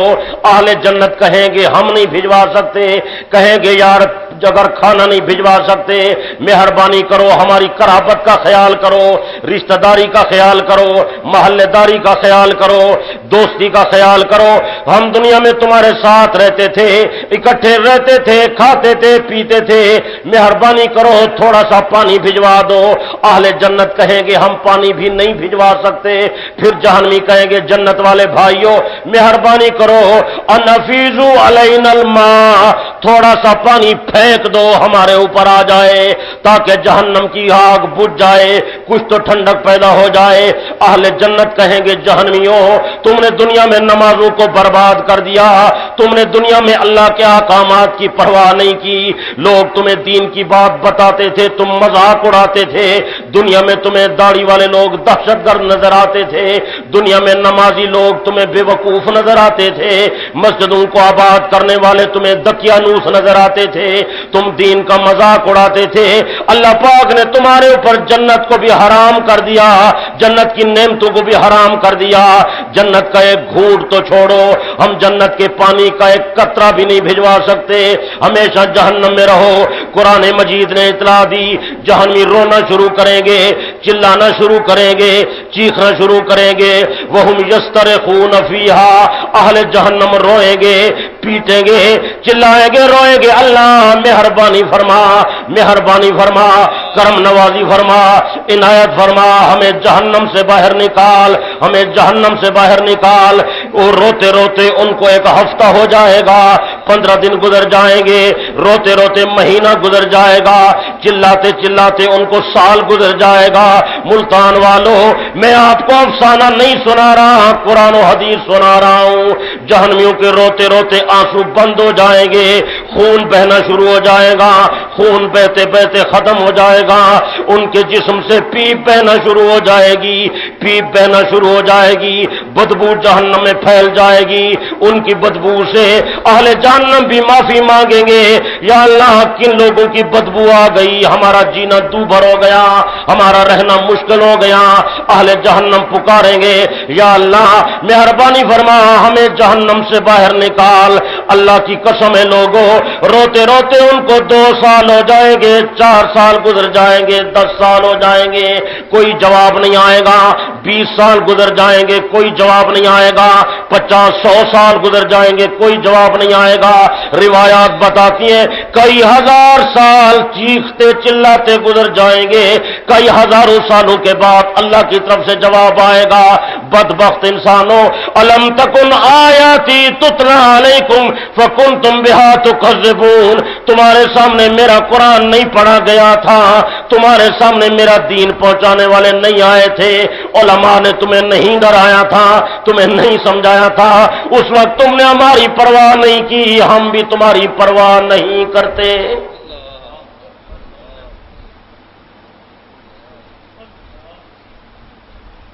कुन आयाती तुतला अलैकुम फकुंतुम बिहा तुकज़्ज़िबून, कुरान तो मेरा सुनाने वाले आए थे, लेकिन तुम तकजीब करते थे, कहते थे झूठ बोल रहे हैं, ए वे मुल्ला मुलवानी न गलन। लोग इस तरह कहते हैं या नहीं कहते? अब जहन्नमी चीख रहे हैं, हजारों साल बीत गए हैं, या अल्लाह हमारी बात तो सुन लें। हजारों सालों के बाद जवाब आएगा, क्या कहते हो? अपनी दरमांदगी का इजहार करेंगे जहन्नमी, अपनी आजिज़ी का इजहार करेंगे, अपनी बदबख्ती का इजहार करेंगे, कहेंगे मौला कालू रब्बना गलबत अलैना शिकवतुना, ऐ अल्लाह हमारी बदबख्ती हम पर गालिब आ गई, वकुन्ना कौमन ज़ालीन, हम दुनिया में गुमराह हो गए थे, हम भटक गए थे, या अल्लाह हमारी बदबख्ती हम पर गालिब आ गई थी, हमें दुनिया में दीन की बात समझ नहीं आई थी। ऐ अल्लाह मेहरबानी फरमा, रब्बना अखरिजना मिन्हा, एक दफा जहन्नम से निकाल, फ़इन उदना फ़इन्ना ज़ालिमून, अगर दोबारा हम गुनाह करें तो हमें कभी माफ नहीं करना, हम नमाज अदा करेंगे, हम तेरे दीन की बातें करेंगे, हम कुरान की रोजाना तिलावत भी करेंगे, हम बदकारी नहीं करेंगे, हम झूठ नहीं बोलेंगे, हम ग़ीबत नहीं करेंगे, हम किसी को कत्ल नहीं करेंगे, हम सूद नहीं खाएंगे, रिश्वत नहीं खाएंगे, बदयांती नहीं करेंगे, धोखा नहीं करेंगे, तेरे नबी के सहाबा को गालियां नहीं देंगे, तेरे साथ शरीक नहीं बनाएंगे, तेरे पैगंबर की नाफरमानी नहीं करेंगे, या अल्लाह तेरे नबी की सुन्नत का मजाक नहीं उड़ाएंगे, अपने चेहरे पर दाढ़ियों को सजाएंगे। फ़इन उदना फ़इन्ना ज़ालिमून, अगर हम दोबारा गुनाह करें तो हमें कभी माफ नहीं करना, एक दफा तो हमें दुनिया में दोबारा भेज। अल्लाह पाक फरमाएंगे नालायक इंसानों, दुनिया में भेजने का जमाना खत्म हो गया, वो दारुल अमल था, आज दारुल जजा है। ये अमल का मौसम नहीं है, ये मेहनत का मौसम नहीं है, आज तो फैसले का दिन है, आज तो जजा का दिन है, आज तो कटाई का दिन है, आज तो मजदूरी मिलने का दिन है। मैं अल्लामुल गुयूब हूं, मैं जर्रे जर्रे को जानता हूं, मुझे तुम्हारी बदखसलती का इल्म है, अगर मैं दोबारा दुनिया में भेजूं तो तुम यही काम करोगे जो पहले करके आए हो, मुझे तुम्हारी आदत और जिबिल्लत का पूरा इल्म है, मैं तुम्हें दुनिया में नहीं भेजता। जहन्नमी कहेंगे या अल्लाह मेहरबानी फरमा, एक दफा तो हमें दोबारा भेज, हम गलतियां नहीं करेंगे। अल्लाह पाक फरमाएंगे जहन्नमियों मेरे साथ ज्यादा बातें न करो, इक्सऊ वला तुकल्लिमून, दफा हो जाओ, तुम जहन्नम के कुत्ते हो, जहन्नम में पड़े रहो, कुत्ते भौंकते रहते हैं, कोई परवाह नहीं होती किसी को, तुम जहन्नम में चीखते रहो, मैं तुम्हें कभी बाहर नहीं निकालूंगा। वला तुकल्लिमून, मेरे साथ इसके बाद ज्यादा बातचीत करने की भी इजाजत नहीं है। ये अहले जहन्नम का खुदा के साथ आखिरी कलाम है, इसके बाद बात की भी इजाजत नहीं है।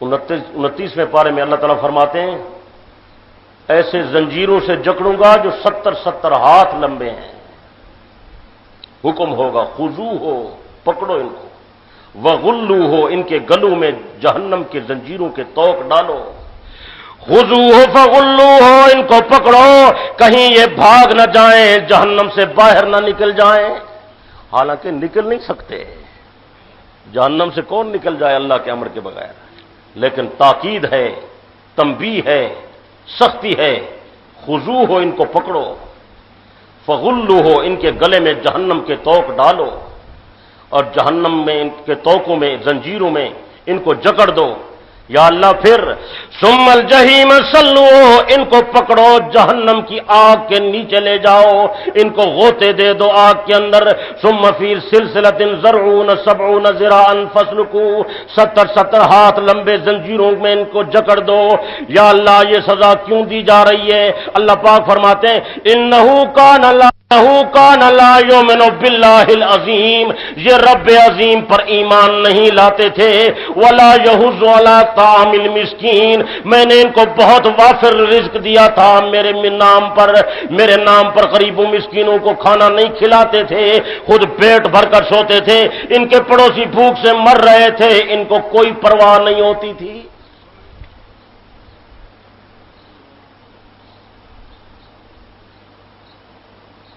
جنہوں نے میرے رزق کھا کر، میرا مال کھا کر میرے غریبوں کا خیال نہیں کیا، مجھے بھی ان کا خیال نہیں ہے۔ فَلَيْسَ لَهُ الْيَوْمَ هَاهُنَا حَمِيمٌ وَلَا طَعَامٌ إِلَّا مِنْ غِسْلِينٍ، آج یہ جہنمی مجھ سے کھانا مانگیں گے تو ان کے لیے میں پیپ تیار کروں گا، خون بدبودار پیپ ان کو دی جائے گی، لا یاکلہ الا الخاطئون، بدکار لوگوں کا یہی جہنم میں کھانا ہے۔ اللہ پاک ہم سب کی حفاظت فرمائے۔ اس لیے حضور علیہ السلام نمازوں کے بعد جہنم کے عذاب سے پناہ مانگتے تھے۔ آپ مانگیں گے یا نہیں؟ بولیں، زور سے بولیں۔ یہ بیگ میرا کھول کتاب کر دیں۔ ہر نماز کے بعد جہنم سے پناہ مانگیں گے یا نہیں؟ بولیں۔ قیامت کے دن جو لوگ آئیں گے 3 جماعتیں ہوں گی، سورۃ واقعہ میں ہے۔ قرآن پڑھا کریں، سمجھا بھی کریں، قرآن کو سمجھا بھی کریں۔ کتنی جماعتیں آئیں گی؟ پوری دنیا 3 جماعتوں میں تقسیم ہوگی۔ اذا وقعت الواقعہ لیس لوقعتها کاذبہ خافضۃ الرافعہ اذا رجت الارض رجا وبست الجبال بسا فکانت هباء منبثا وکنتم ازواجا ثلاثا، جب میدان قیامت کی ہوا چلے گی پورا جہان رب کے سامنے کھڑا ہوگا، پوری دنیا، کسی کو مفر نہیں ہے، کوئی بھاگ نہیں سکتا، چھپ نہیں، ایسا نہیں ہے کہ کوئی قبر سے باہر نہ نکلے، ایسا نہیں ہے، سب لوگ نکلیں گے۔ اور ایسا خوف ہوگا جب لوگ نکلیں گے تو کافر بھی اللہ کی تسبیح پڑھنا شروع کر دیں گے، کافر بھی جو دنیا میں خدا کو نہیں مانتے تھے وہ بھی اللہ کی تعریف کرنا۔ یہ سورہ یاسین میں ہے، جب قبروں سے اٹھیں گے روتے ہوئے تسبیح پڑھنا شروع کریں گے، قالوا یا ویلنا من بعثنا من مرقدنا، کس نے ہمیں قبروں سے اٹھایا ہے، کس نے ہمیں کھڑا کیا ہے؟ جواب آئے گا ھذا ما وعد الرحمن وصدق المرسلون، رب رحمان کا وعدہ پورا ہو گیا، رسولوں کی بات سچی ثابت ہو گئی۔ دنیا میں تم کہتے تھے قیامت نہیں آئے گی، قیامت آ گئی ہے، آؤ رب کے سامنے، اب لوگ جمع ہو جائیں گے، تو پورا جہان 3 جماعتوں میں، وکنتم ازواجا، آج قرآن پیش کرنا ہے بس، وکنتم ازواجا، پورا جہان 3 جماعتوں میں ہوگا۔ یا اللہ وہ کون کون سی لوگ ہوگی؟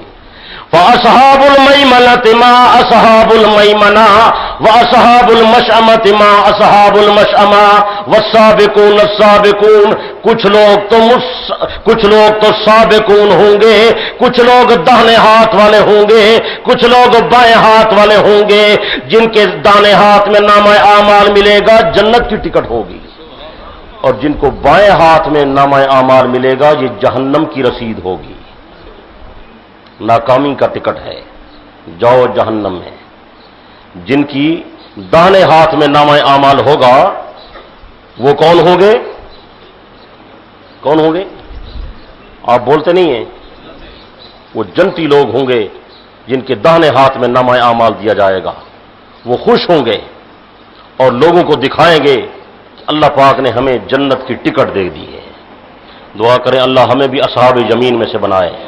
اور اللہ پاک نے بڑی عجیب صفت بیان فرمائی ہے اصحاب یمین کی۔ یہ السابقون تو بڑے درجے والے ہیں، انبیاء، صدیقین، شہداء، صلحاء، یہ سابقون مقربون ہیں، ان کا مقام تو بہت اونچا ہے۔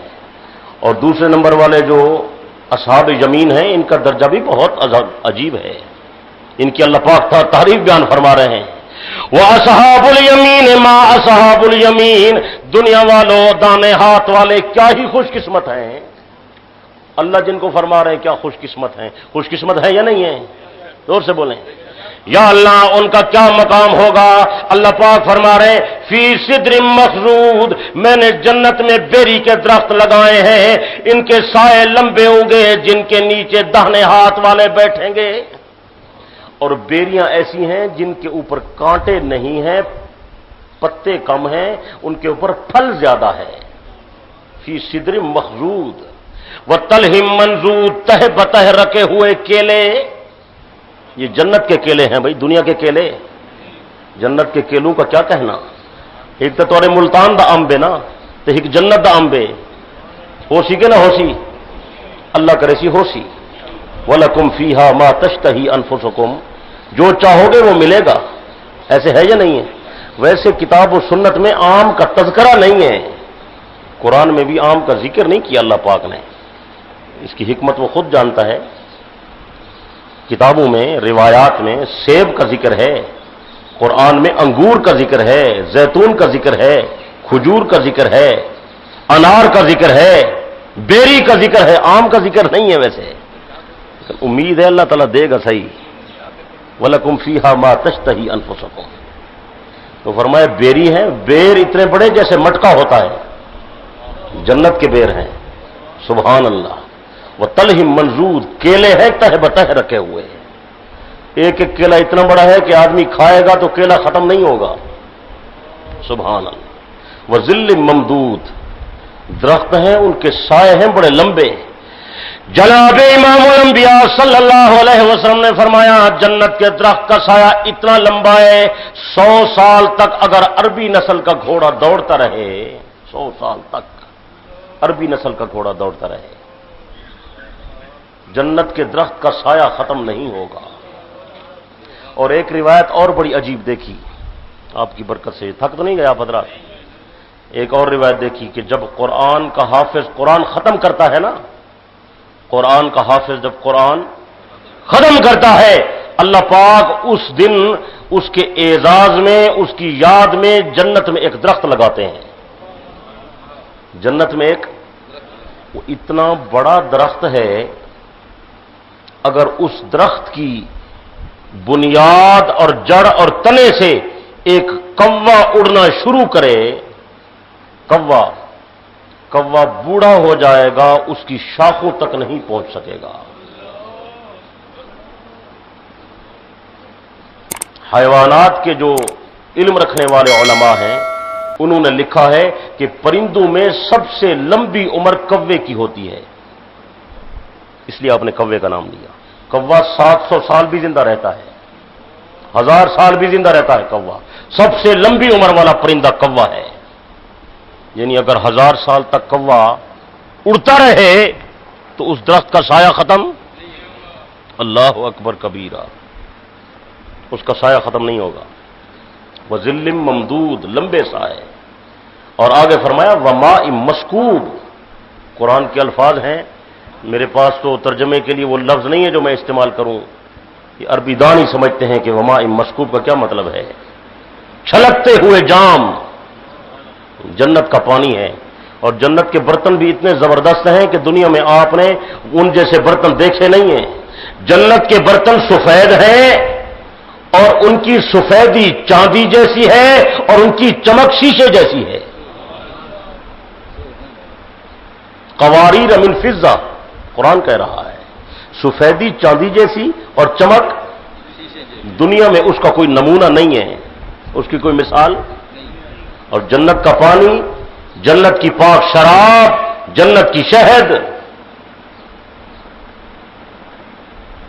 یہ جنت کے خاص پانی ہیں، 4 پانی، جنت کا شہد، جنت کا دودھ، جنت کا پانی اور شرابن طہورا۔ جنت کے برتنوں میں وہ غلمان مقرر ہیں جو پیش کریں گے۔ اللہ اکبر کبیرہ۔ اور اللہ تعالیٰ فرماتے ہیں وفاکہۃ کثیرہ، بہت سارے پھل ہیں جن کو تم نہیں جانتے۔ یا اللہ کتنی تعداد میں ملیں گے؟ اللہ پاک نے 2 لفظ استعمال فرمائے ہیں، اگر ان پہ بات کی جائے تو پورا دن ختم ہو جائے۔ وفاکہۃ کثیرۃ لا مقطوعۃ ولا ممنوعہ، جنت کے میوے اتنے زیادہ ہیں نہ کھانے والے رجیں گے نہ میوے ختم ہوں گے۔ پابندی بھی نہیں ہوگی کہ اتنے کھاؤ تو اتنے نہ کھاؤ، اور یہ بھی نہیں ہوگا کہ بھئی زیادہ نہ کھاؤ بھئی پیٹ نہ خراب ہو جائے۔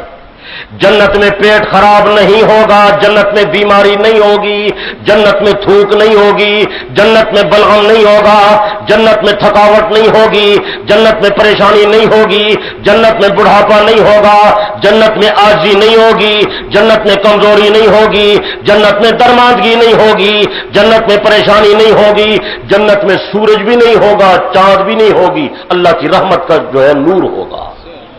نعرہ تکبیر۔ یا اللہ یہ کھانا پینا ہے، کچھ سونے کا انتظام بھی ہے یا نہیں ہے؟ جب آدمی کھانا کھائے تو نیند آتی ہے یا نہیں؟ فطری بات ہے، نیند زیادہ آتی ہے آدمی کو۔ اللہ پاک نے فرمایا میں نے سونے کا بندوبست بھی کیا ہے۔ وہ فرش مرفوعہ، ملتان والے کیا فرنیچر بناتے ہیں جو جنت میں بنا ہوا ہے، نویں شہر میں کیا ڈبل بیڈ بنتے ہیں جو جنت میں بنے ہوئے ہیں۔ وہ فرش مرفوعہ، بڑے بلند بہترین وہاں غالیچے اور بہترین تخت لگے ہوئے ہیں وہاں، اور تخت بھی آمنے سامنے ہوں گے، آدمی ایک دوسرے کو دیکھ رہا ہے۔ یا اللہ یہ بستر ہیں یا بستر والیاں بھی ہیں؟ اللہ اکبر کبیرہ۔ یہ تذکرہ بھی ہو جائے نا۔ اللہ پاک نے فرمایا بستر جو دے رہا ہوں تو بستر والی بھی تو ہوگی نا، کہ نہیں ہوگی؟ اِنَّا أَنشَأْنَاهُنَّ إِنشَاءً، میں نے جنت میں تمہارے لیے پاکیزہ عورتیں تیار کی ہیں۔ حور مقصورات فی الخیام، ایسی پاکیزہ عورتیں ہیں جو جنت میں خیموں میں بند ہیں۔ اور اب قرآن کے الفاظ پر غور کریں، جنت کی حوریں بھی کس میں بند ہیں؟ زور سے یا اللہ یہ ملتان کے لوگ ہیں، بڑے جدت پسند ہیں، کہتے ہیں عورتوں کو جنت میں بھی بند کیا ہوا ہے، یہ بیچارے باہر نہ پھرن، حسین اگائی دا بازار نہ دیکھیں۔ اللہ پاک نے فرمایا تو ان کو مسئلہ بتا، یہ بیچارے سمجھے نہیں ہیں۔ المرأۃ عورتن، اور عورت تو نام ہی اس چیز کا ہے جو چھپانے کے قابل ہو، جس چیز کو پردے سے باہر کر دیا جائے وہ مرد ہوتا ہے، جو پردے سے باہر آئے وہ جوان ہوتا ہے، جو پردے سے باہر آئے وہ انسان ہوتا ہے، جو پردے سے باہر آئے وہ مرد ہوتا ہے، عورت نہیں ہوتی۔ عورت کی جبلت یہ ہے، عورت کی فطرت یہ ہے، عورت کی عزت یہ ہے کہ پردے کے اندر رہے، دنیا میں بھی بیوی پردے میں رہے، گھر میں بھی پردے میں رہے۔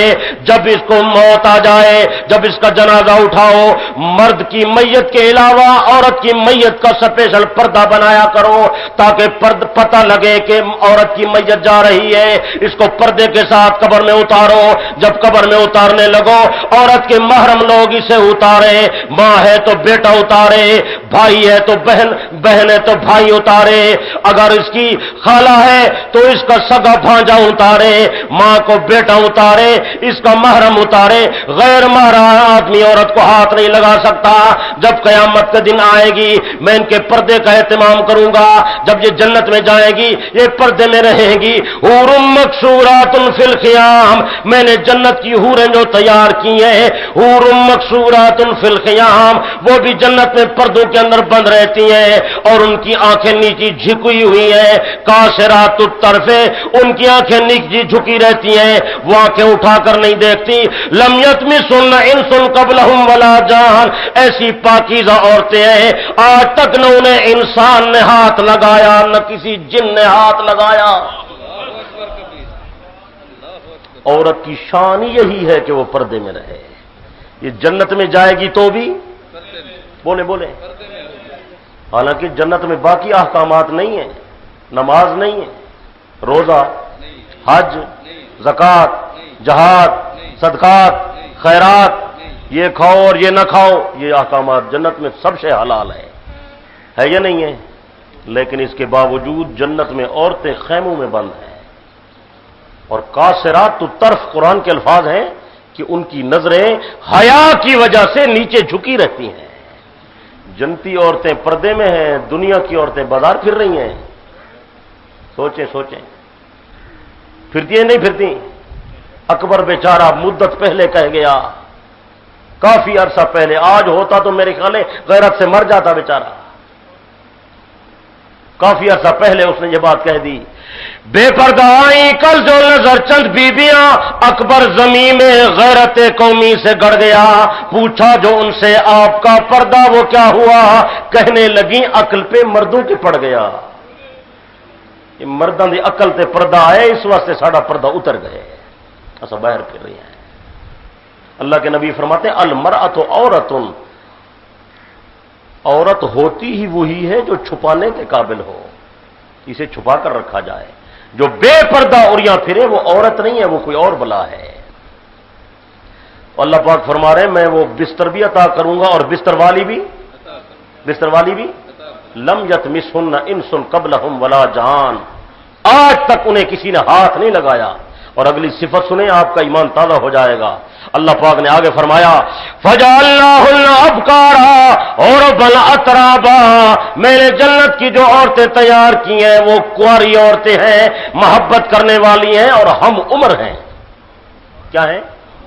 اس کے مفسرین نے دو معنی بیان کیے ہیں۔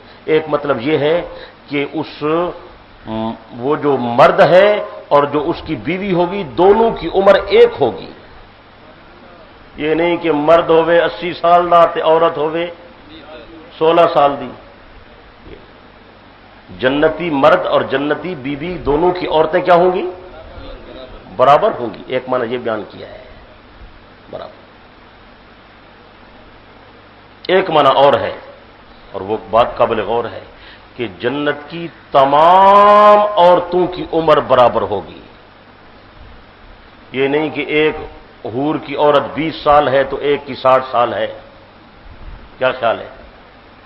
20 سال والی تمل سی حاجی صاحب کو حافظ کریم بخش کو ملے 60 سال والی، یہ اسی واہ یار حاجی صاحب تو مزے کر گئے، میں تو رہ گیا۔ سب کی عورتیں برابر ہوں گی، ایک جیسی عمر ہو، اور محبت کریں۔ عرباً اترابا، قرآن کے الفاظ ہیں، ترجمہ کر رہا ہوں میں، آپ کسی عالم سے پوچھ لیں۔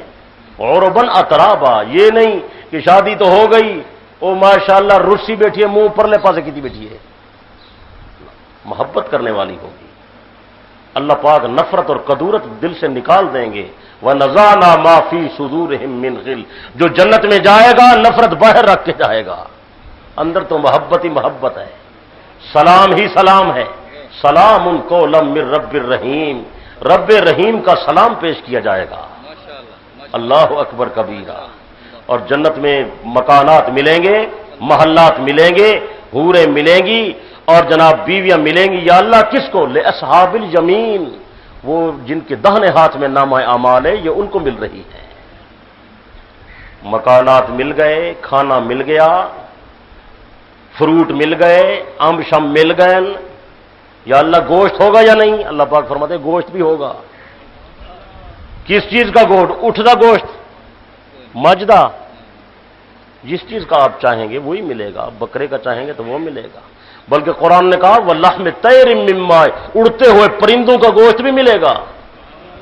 سبحان اللہ، پرندوں کا بھنا ہوا گوشت بھی ہوگا، دودھ بھی ہے، شہد بھی ہے۔ اور سورۃ دہر میں فرمایا وہ جو کھانے ملیں گے اس کے بعد ایک ہم نے چشمہ تیار کیا ہے جو زنجبیل کا چشمہ ہے۔ کس کا چشمہ ہے؟ زنجبیل پتہ ہے کس نو آدن؟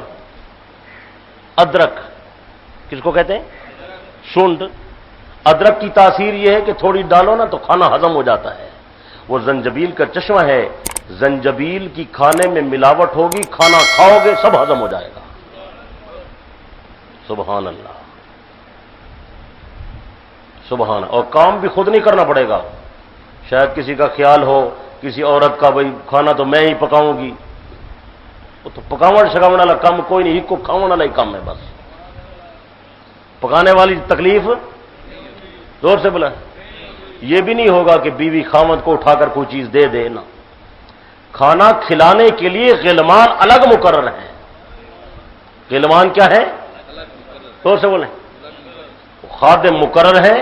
اذا رأیتہم حسبتہم لؤلؤا منثورا، ایسے زبردست ہیں آپ دیکھیں گے تو معلوم ہوگا موتی بکھرے ہوئے ہیں۔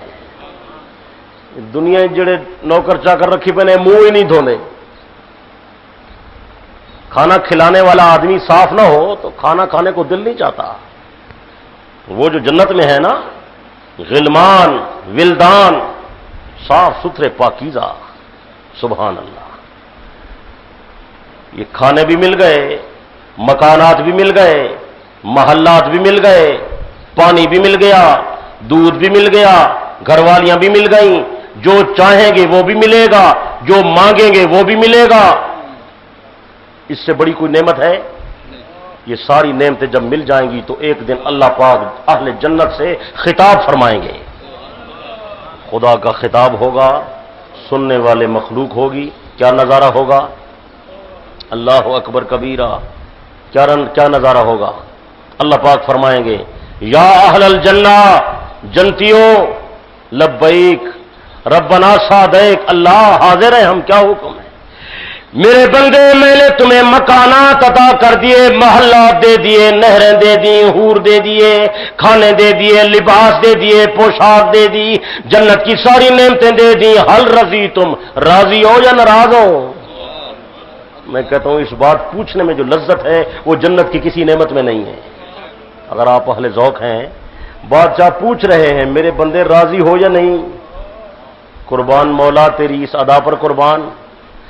لوگ عرض کریں گے یا اللہ کیسے راضی نہیں ہے، ہم تو بہت خوش ہیں، تو نے ہمیں دنیا سے نکالا، تکلیفوں سے بچایا، یہاں لے آیا، پھر جہنم جیسے دردناک عذاب سے بچایا، تو نے ہمیں جنت میں داخل فرما دیا، جنت کی نعمتیں دے دی، ہم تو بہت خوش ہیں، بہت راضی ہیں۔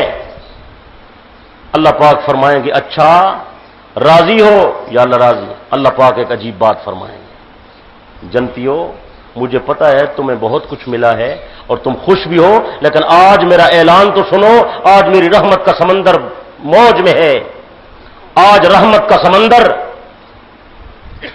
آج میری رحمت کا جو سمندر ہے وہ اتنا وسیع ہے اور اتنی موج میں ہے کہ اس کی رحمت کا کوئی کنارہ بھی نہیں ہے، اس کی کوئی انتہا بھی نہیں ہے، اس کی کوئی آخری حد بھی نہیں ہے، آج جوش میں ہے۔ آج میرے بندے میری بات سنو، تمام اہل جنت پوری توجہ سے اللہ پاک کی بات سنیں گے کہ آج اللہ پاک کیا ارشاد فرما رہے ہیں۔ بادشاہ فرمائیں گے میرے بندے تمہیں بہت کچھ مل گیا، آج میرا اعلان سنو، میں تمہیں ایک اور نعمت ادا کرنے والا ہوں، ایک اور نعمت، ایسی نعمت ادا کرنے والا ہوں جو جنت کی تمام نعمتوں سے بڑی نعمت ہے۔ جنتی حیران ہو جائیں گے ان نعمتوں سے کون سی بڑی نعمت ملنے والی ہے۔ اللہ پاک فرمائیں گے میرے بندے احل علیکم رضوانی، آج میرا اعلان سن لو، تم نے دنیا میں مجھے راضی کیا، میں بھی تم سے راضی ہو گیا ہوں، فلا اسخط علیکم بعدہ ابدا، آج کے بعد میں کبھی تم سے ناراض نہیں ہوں گا، ہمیشہ میں تم سے راضی رہوں گا۔ تیار ہو جاؤ، آج بہشت برین میں تمہیں اپنا دیدار کراؤں گا۔ نعرہ تکبیر۔ اب جنت میں جب رب کا دیدار ہوگا تو دنیا حیران ہو جائے گی، اور اس دیدار میں ایسی لذت ہوگی کہ جنت کی کسی نعمت میں وہ لذت نہیں ہوگی۔ دعا کریں اللہ ہمیں نصیب فرما دیں۔ میرے بندے نماز پڑھتے تھے نا، لیکن میں نظر تو نہیں آتا تھا، نہیں سمجھے بات کو، روزہ رکھتے تھے، میرے نام پہ پیاسے مرتے تھے، شام ہوتی تھی افطار کر لیتے تھے، پر میری ذات نظر، زور سے بولیں، حاجی صاحب کئی ہزار روپیہ کئی لاکھ روپیہ جمع کرتا رہا، جب جمع ہو گئے پھر حج پہ آ گیا، بیت اللہ شریف میں آیا کہ شاید میں نظر آ جاؤں، لیکن کعبے کا طواف کرتا رہا، میں پھر بھی نظر، بولیں، طواف کے دوران میری ذات نظر، پتھر حجر اسود کو بوسہ دیا پر میری ذات نظر، مینا میں حاضر ہوا پر میری ذات نظر، عرفات میں آ گیا پر میری ذات نظر، زور سے بولیں، صفا مروہ کے درمیان ساج لگائی پر میری ذات نظر، مجاہد نے تلوار اٹھا لی، میرے نام پہ گردن کٹوا دی، پر میری ذات نظر زور سے بولیں۔ ایک دن حاجی صاحب بیت اللہ کا طواف کر رہا تھا کہ وہ حکومت نے اعلان کیا ذرا پیچھے ہٹ جاؤ، آج کعبہ شریف کا دروازہ کھولا جائے گا۔ لوگ دیوانہ وار جمع ہو گئے، شاید اللہ کے گھر کا دروازہ کھلے گا، اس میں اللہ پاک کا دیدار ہوگا، اللہ پاک نظر آ جائیں گے۔ کچھ لوگوں کو توفیق نصیب ہو گئی، وہ بیت اللہ شریف کے اندر داخل ہو گئے، اندر جائیں گے اللہ پاک موجود ہوں گے تو ہمیں دیدار نصیب ہوگا۔ لوگ اندر گئے پر میرا دیدار نصیب، زور سے بولیں، بلند آواز سے بولیں، ذاکر ذکر کرتا رہا پر میرا دیدار نصیب نہیں ہوا، نمازی نماز پڑھتا رہا پر میرا دیدار نصیب، زور سے بولیں، مجھے لوگ ڈھونڈتے رہے پر میرا دیدار نصیب نہیں ہوا۔ بالآخر یہ کہنے لگے تیرا در ہمیں جو نہ مل سکا تیری راہ گزر پہ جبیں سہی، تیرا در ہمیں جو نہ مل سکا تیری راہ گزر پہ جبیں سہی، ہمیں سجدہ کرنے سے غرض ہے جو وہاں نہیں تو یہیں سہی، میرا دیدار نہ ہو سکا۔ میں اپنے بندوں پر کے صبر کو دیکھتا رہا، ان کے حوصلے کو دیکھتا رہا، ان کے تڑپتے سجدوں کو دیکھتا رہا، ان کی قربانیوں کو دیکھتا رہا، میری محبت میں اضافہ ہوتا چلا گیا، مجھے رحم زیادہ آتا گیا۔ میں اس وقت کی انتظار میں تھا میرے بندے قیامت کے دن میرے پاس آ جائیں، میں ان کو جنت کی نعمتیں دے دوں، دنیا کی تکلیفیں ختم کر دوں، بیماریاں ختم کر دوں، پریشانیاں ختم کر دوں، دکھ درد ختم کر دوں، بڑھاپا ختم کر دوں، کمزوری ختم کر دوں۔ جنت میں آئیں گے ان کی تھکاوٹ دور ہو جائے گی، ان کا بڑھاپا جاتا رہے گا، ان کی پریشانی ختم ہو جائے گی، ان کی بیماری اٹھ جائے گی۔ جب یہ جنت میں سکون کا سانس لیں گے سب سے آخر میں میں انہیں دیدار کراؤں گا۔ آج میرے بندے تم مجھے راضی کر کے آئے، میں تم سے راضی ہو گیا، تیار ہو جاؤ، آج جنت میں میرا دیدار کر لو۔ یا اللہ تیرا دیدار ایک دفعہ ہوگا یا بار بار ہوگا؟ اللہ پاک فرمائیں گے میرے بندے اس کے بعد تم جب چاہو گے جنت میں میرا دیدار ہوتا رہے گا۔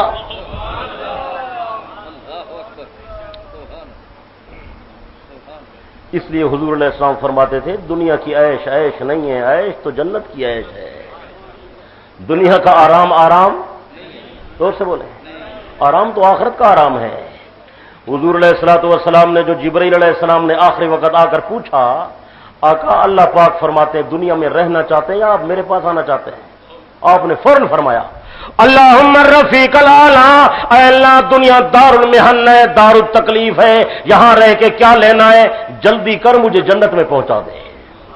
اللہ اکبر۔ اور اللہ نے جنت میں پہنچایا یا نہیں پہنچایا؟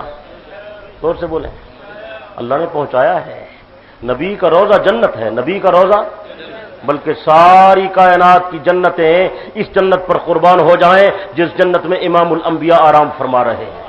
میرے آقا نے خود فرمایا نا، ما بین بیتی و منبری روضۃ من ریاض الجنہ و منبری علی حوضی، او کما قال النبی صلی اللہ علیہ وسلم، میرے منبر اور حجرے کے درمیان کا ٹکڑا یہ جنت کا ٹکڑا ہے، اور جب قیام یہ ٹکڑا جنت کا ٹکڑا تھا، اللہ پاک نے جنت سے اسے اٹھا کر دنیا میں منتقل فرمایا۔ جب قیامت کا دن آئے گا اللہ پاک اس ٹکڑے کو اٹھا کر دوبارہ جنت میں رکھ دے گا۔ تو جنت ہے، یہ کیا ہے؟ یہ صدیق فاروق جنت میں سوئے ہوئے ہیں۔ کہاں سوئے ہوئے ہیں؟ اللہ اکبر کبیرہ۔ صدیق پیغمبر کا ایسا ساتھی بنا ہے، حضور کو اس سے صلی اللہ علیہ وسلم آقا کو صدیق سے ایسی محبت ہوئی ہے، آپ نے فرمایا صدیق تو مجھ سے کبھی جدا نہیں ہوگا، دنیا میں ساتھ ہر جگہ۔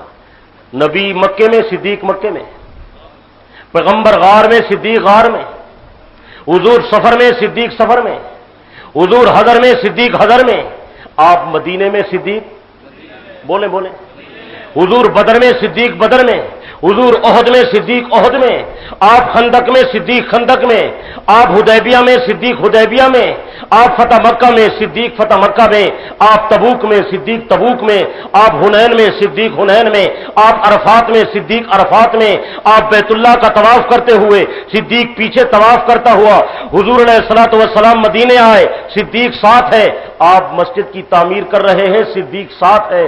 جب مسجد کی تعمیر ہونے لگی مسجد نبوی کی، پہلا پتھر پیغمبر نے اٹھایا، پہلا پتھر رکھا، جب رکھا تو صدیق اکبر سے فرمایا ابو بکر اب میرے پتھر کے ساتھ تو اپنا پتھر رکھ.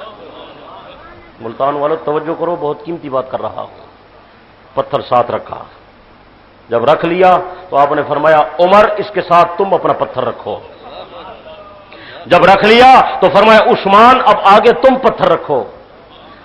جب یہ پتھر اس ترتیب سے رکھے لوگ حیرت سے دیکھ رہے تھے کہ آقا آج پتھر کس ترتیب سے رکھوا رہے ہیں. آپ علیہ الصلوۃ والسلام نے اس موقع پر بڑی عجیب بات ارشاد فرمائی. ذرا فرمان سنیں آپ نے ارشاد فرمایا لوگوں میں محمد اپنی مرضی سے کوئی کام نہیں کرتا، اللہ کی مرضی سے کرا رہا ہوں. ذرا میری بات سنو. ہاؤلائے ولا تو امری من بعدی، یہ پتھر نہیں رکھوا رہا، میرے بعد یہی لوگ میرے خلیفے بنیں گے. اسی ترتیب سے صدیق کو تو کبھی آپ نے الگ نہیں کیا، الگ کبھی. ایک موقع آیا، توجہ کریں، ایک موقع آیا جب صدیق پیچھے رہ گیا، پیغمبر آگے چلے گئے. ایک موقع آیا، توجہ نہیں آپ کی. ایک موقع آیا جب آقا آگے چلے گئے اللہ کے حکم سے اور صدیق پیچھے رہ گیا. وہ موقع ہے معراج کا. کون سا موقع ہے؟ آقا آگے تشریف لے گئے، امر خدا تھا، مکے کی سرزمین ہے، رات کا وقت ہے، آپ بھی آرام فرما رہے ہیں، صدیق بھی سویا ہوا ہے. جبرائیل پیغام لایا آقا اٹھیں، اللہ پاک کا حکم ہے چلیں. آپ علیہ الصلوۃ والسلام کو زمزم پلایا، دل مبارک کو زمزم سے دھویا، براق پیش فرمایا، براق پر بٹھایا، بیت المقدس صخرہ بیت المقدس پر سیڑھی لگائی. پہلا آسمان، دوسرا، تیسرا، چوتھا، پانچواں، چھٹا، ساتواں، سدرۃ المنتہا، عرش معلی. جب سدرہ پہ پہنچے، یہ مکے سے لے کر سدرہ تک جبرائیل پیغمبر کا ساتھی بن کر گیا. جب حکم ہوا کہ میرے پیغمبر آگے آئیں، آپ آگے اور جبرائیل پیچھے. آپ آگے اور جبرائیل. آپ نے فرمایا جبرائیل کدھر جا رہے ہو؟ دنیا سے میرے ساتھ آئے ہو تو اب پیچھے جا رہے ہو. میں اکیلا. آقا میں کیا کروں، میری مجبوری ہے، میرے نور کی انتہا ہو گئی، اس سے آگے میں جاؤں تو میرے پر جل جائیں گے. میں آگے جا والملتان والو ہوں تو میں کو آخر دی اجازت رہے ہو نا، ہوں تو میں حق بجانے با. حضرت جبرائیل نور ہے بلکہ نوریوں کا سردار ہے. جبرائیل علیہ السلام سدرہ پہ رک گیا، آگے نہیں گیا. جہاں میرے آقا کے قدم پہنچے جبرائیل کا نور نہیں پہنچا. جہاں پیغمبر کی روئی کی بنی ہوئی چادر پہنچی وہاں جبرائیل کا نور نہیں پہنچا. جہاں جبرائیل کے نور کی انتہا ہو گئی وہاں سید البشر کے شان کی ابتدا ہو گئی. انسانوں کا سردار آگے جا رہا ہے، نوریوں کا سردار پیچھے آ رہا ہے. ابھی بھی نہیں سمجھے آپ مقام آپ کا. اب جب آگے گئے ذرا توجہ کریں، میں اپنی بات جو کہنے لگا ہوں وہ بہت قیمتی ہے. جب آپ آگے گئے نا تو جبرائیل تو پیچھے رہ گیا. تو حضور علیہ السلام فرماتے ہیں میرے دل میں خیال آیا کہ جبرائیل میرا رفیق سفر تھا، پیچھے رہ گیا، اسے میرے ساتھ ہونا چاہیے تھا. اب آگے میں جا رہا ہوں، پتہ نہیں اللہ کا کیا منظور ہے، کہاں لے جانا ہے. کم از کم میرے ساتھ میرا کوئی رفیق سفر تو ہوتا. میں سوچ رہا تھا، مجھے خلوت کا احساس ہوا. کس کا؟ خلوت سمجھتے ہیں نا کیا ہوتی خلوت ہے؟ تنہائی کا مجھے آپ نے فرمایا جب مجھے تنہائی کا احساس ہوا اچانک وہاں آسمانوں کے اوپر میرے کان میں ابو بکر صدیق کی آواز آئی. جناب امام الانبیاء صلی اللہ علیہ وسلم کرتے ہیں اللہ جی میرے پیغمبر کیا بات ہے، یا اللہ میں تو بہت بلند آ گیا، صدیق میرے ساتھ کیسے آ گیا؟ اللہ پاک نے فرمایا میرے حبیب، اے میرے پیارے لبیب، صدیق نہیں آیا، صدیق تو مکے میں سویا ہوا ہے. یا اللہ میرے کانوں میں صدیق کی آواز کیسے آ رہی ہے؟ آپ نے فرمایا میرے پیغمبر تیری جو صدیق کے ساتھ محبت ہے، تجھے جو صدیق کے ساتھ اب مودت ہے، تیرا صدیق کے ساتھ بڑا پیار ہے، آپ کو خلوت کا احساس ہونے لگا. میں نے آپ کے کان میں صرف صدیق کی آواز سنائی، میں نے ایک فرشتہ مقرر کیا، جلدی جاؤ، آج نوری آواز میں بات نہیں کرنی، آج صدیقی لہجے میں بات کرنی ہے۔ میرے پیغمبر کو صدیق سے پیار ہے، میرے پیغمبر کو خلوت کا احساس ہو رہا ہے، اسے صدیق کی آواز سناؤ تاکہ میرے نبی کا دل مطمئن ہو جائے۔ واہ صدیق تیری صداقت پہ قربان۔ امام الانبیاء کے جانثاروں کی جماعت پر حمیت ناز کرتی ہے، شرافت ناز کرتی ہے، یہی صدیق اکبر ہے، یہی صدیق اکبر ہے، یہی صدیق اکبر ہے جو یار غار کہلائے، اسی کی ذات اقدس پہ صداقت ناز کرتی ہے۔ اسی لیے میرے آقا نے فرمایا، لوگوں صدیق کو خدا نے میرا ساتھی بنا دیا، صدیق کو میرا ہمدرد بنا دیا، صدیق کو میرا صاحب بنا دیا۔ اگر ساری دنیا کا ایمان میں جمع کر کے ترازو کے پلڑے میں رکھوں، دوسری طرف اکیلے صدیق کا ایمان رکھوں، اکیلے صدیق کا ایمان پوری امت سے بڑھ جائے گا۔ ایسے تو نہیں فرمایا، میرے مصلی پر صدیق کو کہو۔ کس کو کہو؟ کس کو کہو؟ مرض الوفات میں فرمایا نا، تکلیف زیادہ ہوگی، کیا فرمایا؟ کس کو بلاؤ؟ دو باتیں وہاں عرض کرنا چاہتا ہوں، بس بات ختم کرتا ہوں، بات لمبی ہو گئی ہے، آپ حضرات تھک گئے ہوں گے، میں نے کئی 100 میل کا سفر بھی کرنا ہے۔ ابھی آیا تو میں کل تھا، کسی اور پروگرام کے لیے واپس جانا تھا میں نے، بس آپ حضرات کی محبت تھی یا پتہ نہیں کیا ہوا، خیال آیا، میں نے کہا چلیں آپ حضرات سے ملتا جاؤں جی، لیکن آپ حضرات مصروف ہوتے ہیں، وقت نہیں ملتا ہے، مسجد میں بیٹھا ہوں اور تو کوئی غرض و غایت ہے نہیں، اللہ تعالی ہمارے دلوں کو جانتا ہے۔ دو باتیں کہنی ہیں بس، اس کے بعد اجازت مانگنی ہے۔ جب پیغمبر نے فرمایا کہ صدیق کو کہو میرے مصلی پر آئے، امامت کرائے، نماز پڑھائے، اس وقت آپ کی بیٹی صدیق کی صاحبزادی سیدہ مخدومہ کائنات طیبہ طاہرہ عائشہ صدیقہ نے مخالفت کی، یا رسول اللہ میرے ابا جی کو مقرر نہ کریں، کمزور آدمی ہیں، رقیق القلب ہیں، آپ کی جدائی برداشت نہیں کریں گے، آپ کی عدم موجودگی میں مصلی پر کیسے آئیں گے، آپ کسی اور کو کھڑا کر دیں۔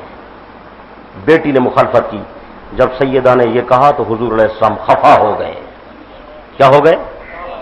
مدبرانہ نظر اٹھائی اور دیکھتے ہوئے فرمایا، عائشہ میرے ساتھ اس طرح باتیں کر رہی ہو جیسے یوسف کے ساتھ مصر کی عورتیں کرتی تھیں۔ سیدہ عائشہ خاموش ہو گئیں کہ آپ خفا ہو رہے ہیں۔ فرمایا، عائشہ مجھے اللہ کا حکم ہے کہ صدیق کو کھڑا کرو، اور تو کہتی ہے کسی اور کو کھڑا کر دے۔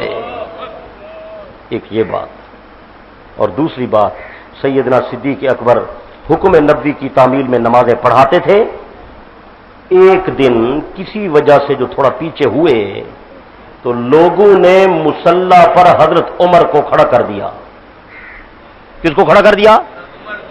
حضرت عمر کو مصلی پر کھڑا کر دیا۔ فاروق اعظم بڑے بلند آواز جہیر الصوت آدمی تھے، بڑی ہمت والے تھے، تو فاروق اعظم نے جب اللہ اکبر کہی نا، فاروقی آواز تھی، تو یہ مسجد نبوی چھوٹی سی، اللہ آپ سب کو لے جائے، اللہ ہم سب کو بار بار وہاں لے جائے، یا اللہ یہ جتنے لوگ بیٹھے ہیں ان سب کو اپنا گھر دکھا دے اور اپنے محبوب کا در دکھا دے۔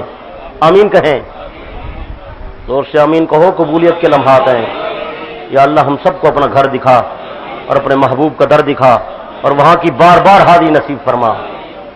یہ مسجد نبوی ہے اور یہ ساتھ ہی حجرہ مبارک اندر ہے، تو کھڑکی تھی نا اندر، تو جب عمر نے اللہ اکبر کہی نا تو پیغمبر کے حجرے میں آواز گئی کہ عمر نماز پڑھا رہے ہیں۔ یہ ابو داؤد شریف میں ہے۔ جب عمر کی آواز آئی پیغمبر نے فوراً فرمایا کھڑکی کھولو۔ کھڑکی کھلوائی، ادھر سے آواز میں نکاہت تھی، جسم مبارک تکلیف کی وجہ سے کمزور ہو چکا تھا، ادھر سے ارشاد فرمایا، لا لا لا نہیں نہیں نہیں، کون نماز پڑھا رہا ہے؟ اینا ابو بکر، ابو بکر کہاں ہے؟ لیصلینا، صدیق کو بلاؤ، صدیق لوگوں کو نماز پڑھائے، ابو بکر کو بلاؤ، ابو بکر لوگوں کو نماز پڑھائے، ابی قحافہ کے بیٹے کے علاوہ کوئی بندہ میرے مصلی پر نہ آئے، کسی کو نماز پڑھانے کی اجازت نہیں۔ حضور خفا ہو گئے، عمر جیسے آدمی کو برداشت نہ کیا۔ معلوم ہوتا ہے پیغمبر کے بعد نبی کے مصلی کا وارث صدیق تھا، پیغمبر کے بعد نبی کا خلیفہ صدیق تھا. یہ فیصلہ توسوی کا نہیں، یہ فیصلہ اللہ نے کیا تھا. لوگ ہم پہ ناراض ہوتے ہیں، یہ میرے نانا جی کا فیصلہ نہیں بھائی، نانا جی کا پیغام سنا دے رہے ہیں تمہیں. سچی گل، سچی بات بتاتے رہے.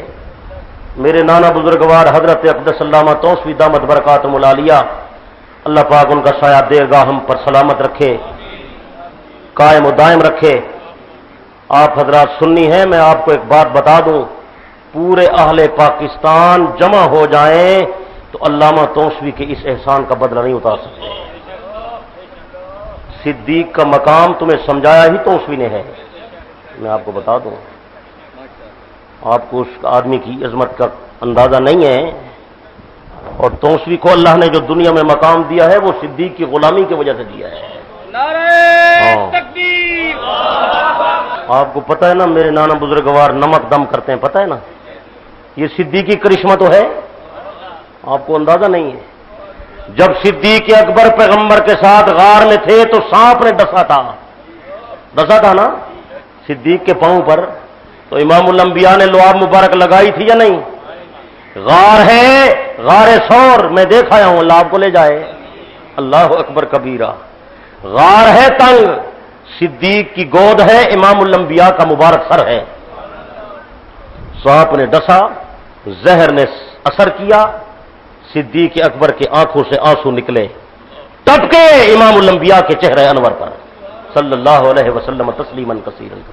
آپ کی آنکھ کھلی، فرمایا صدیق کیا بات ہے؟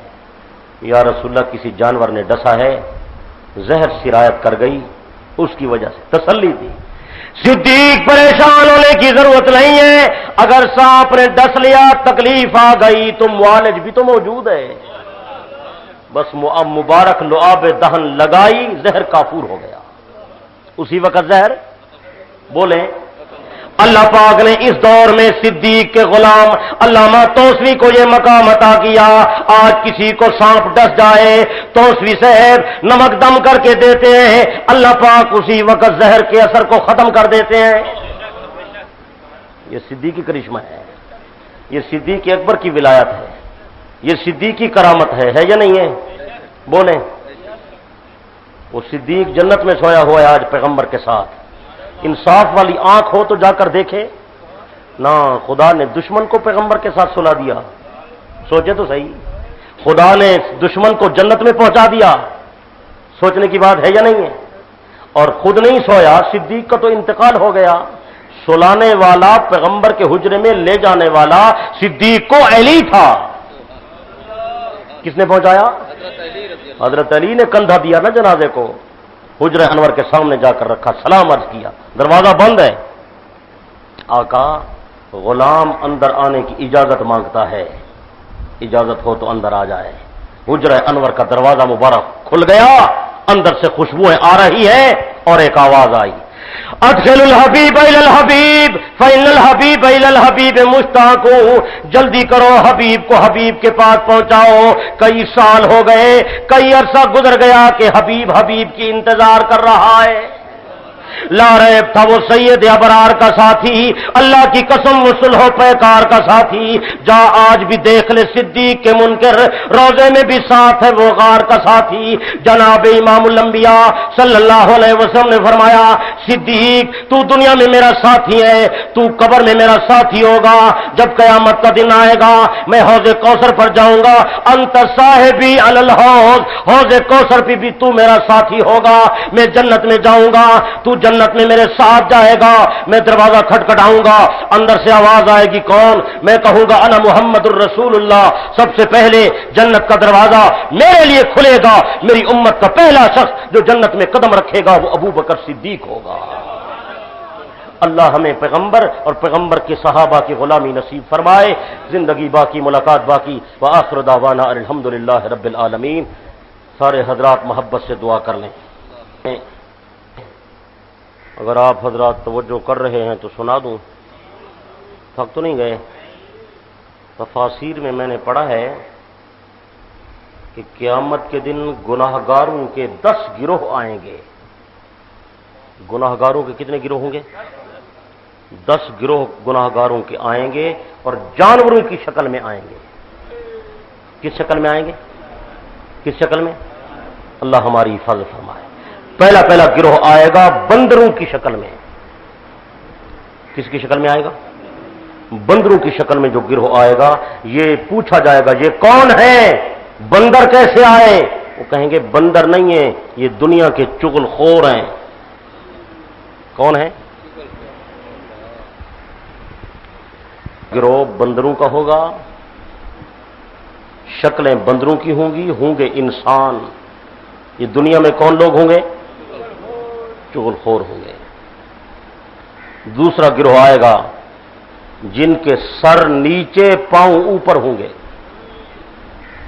सर के बल चलते हुए आएंगे। पूछा जाएगा ये कौन लोग हैं? कहा जाएगा ये सूदखोर हैं, सूद खाने वाले। तीसरा गिरोह आएगा नाबीना और अंधे होंगे। पूछा जाएगा ये अंधे कौन है? दुनिया में अंधे थे? ये कौन लोग हैं? कहा जाएगा ये दुनिया के वो मुफ्ती, काजी और जज हैं जिन्होंने हक समझने के बावजूद गलत फैसले किए हैं।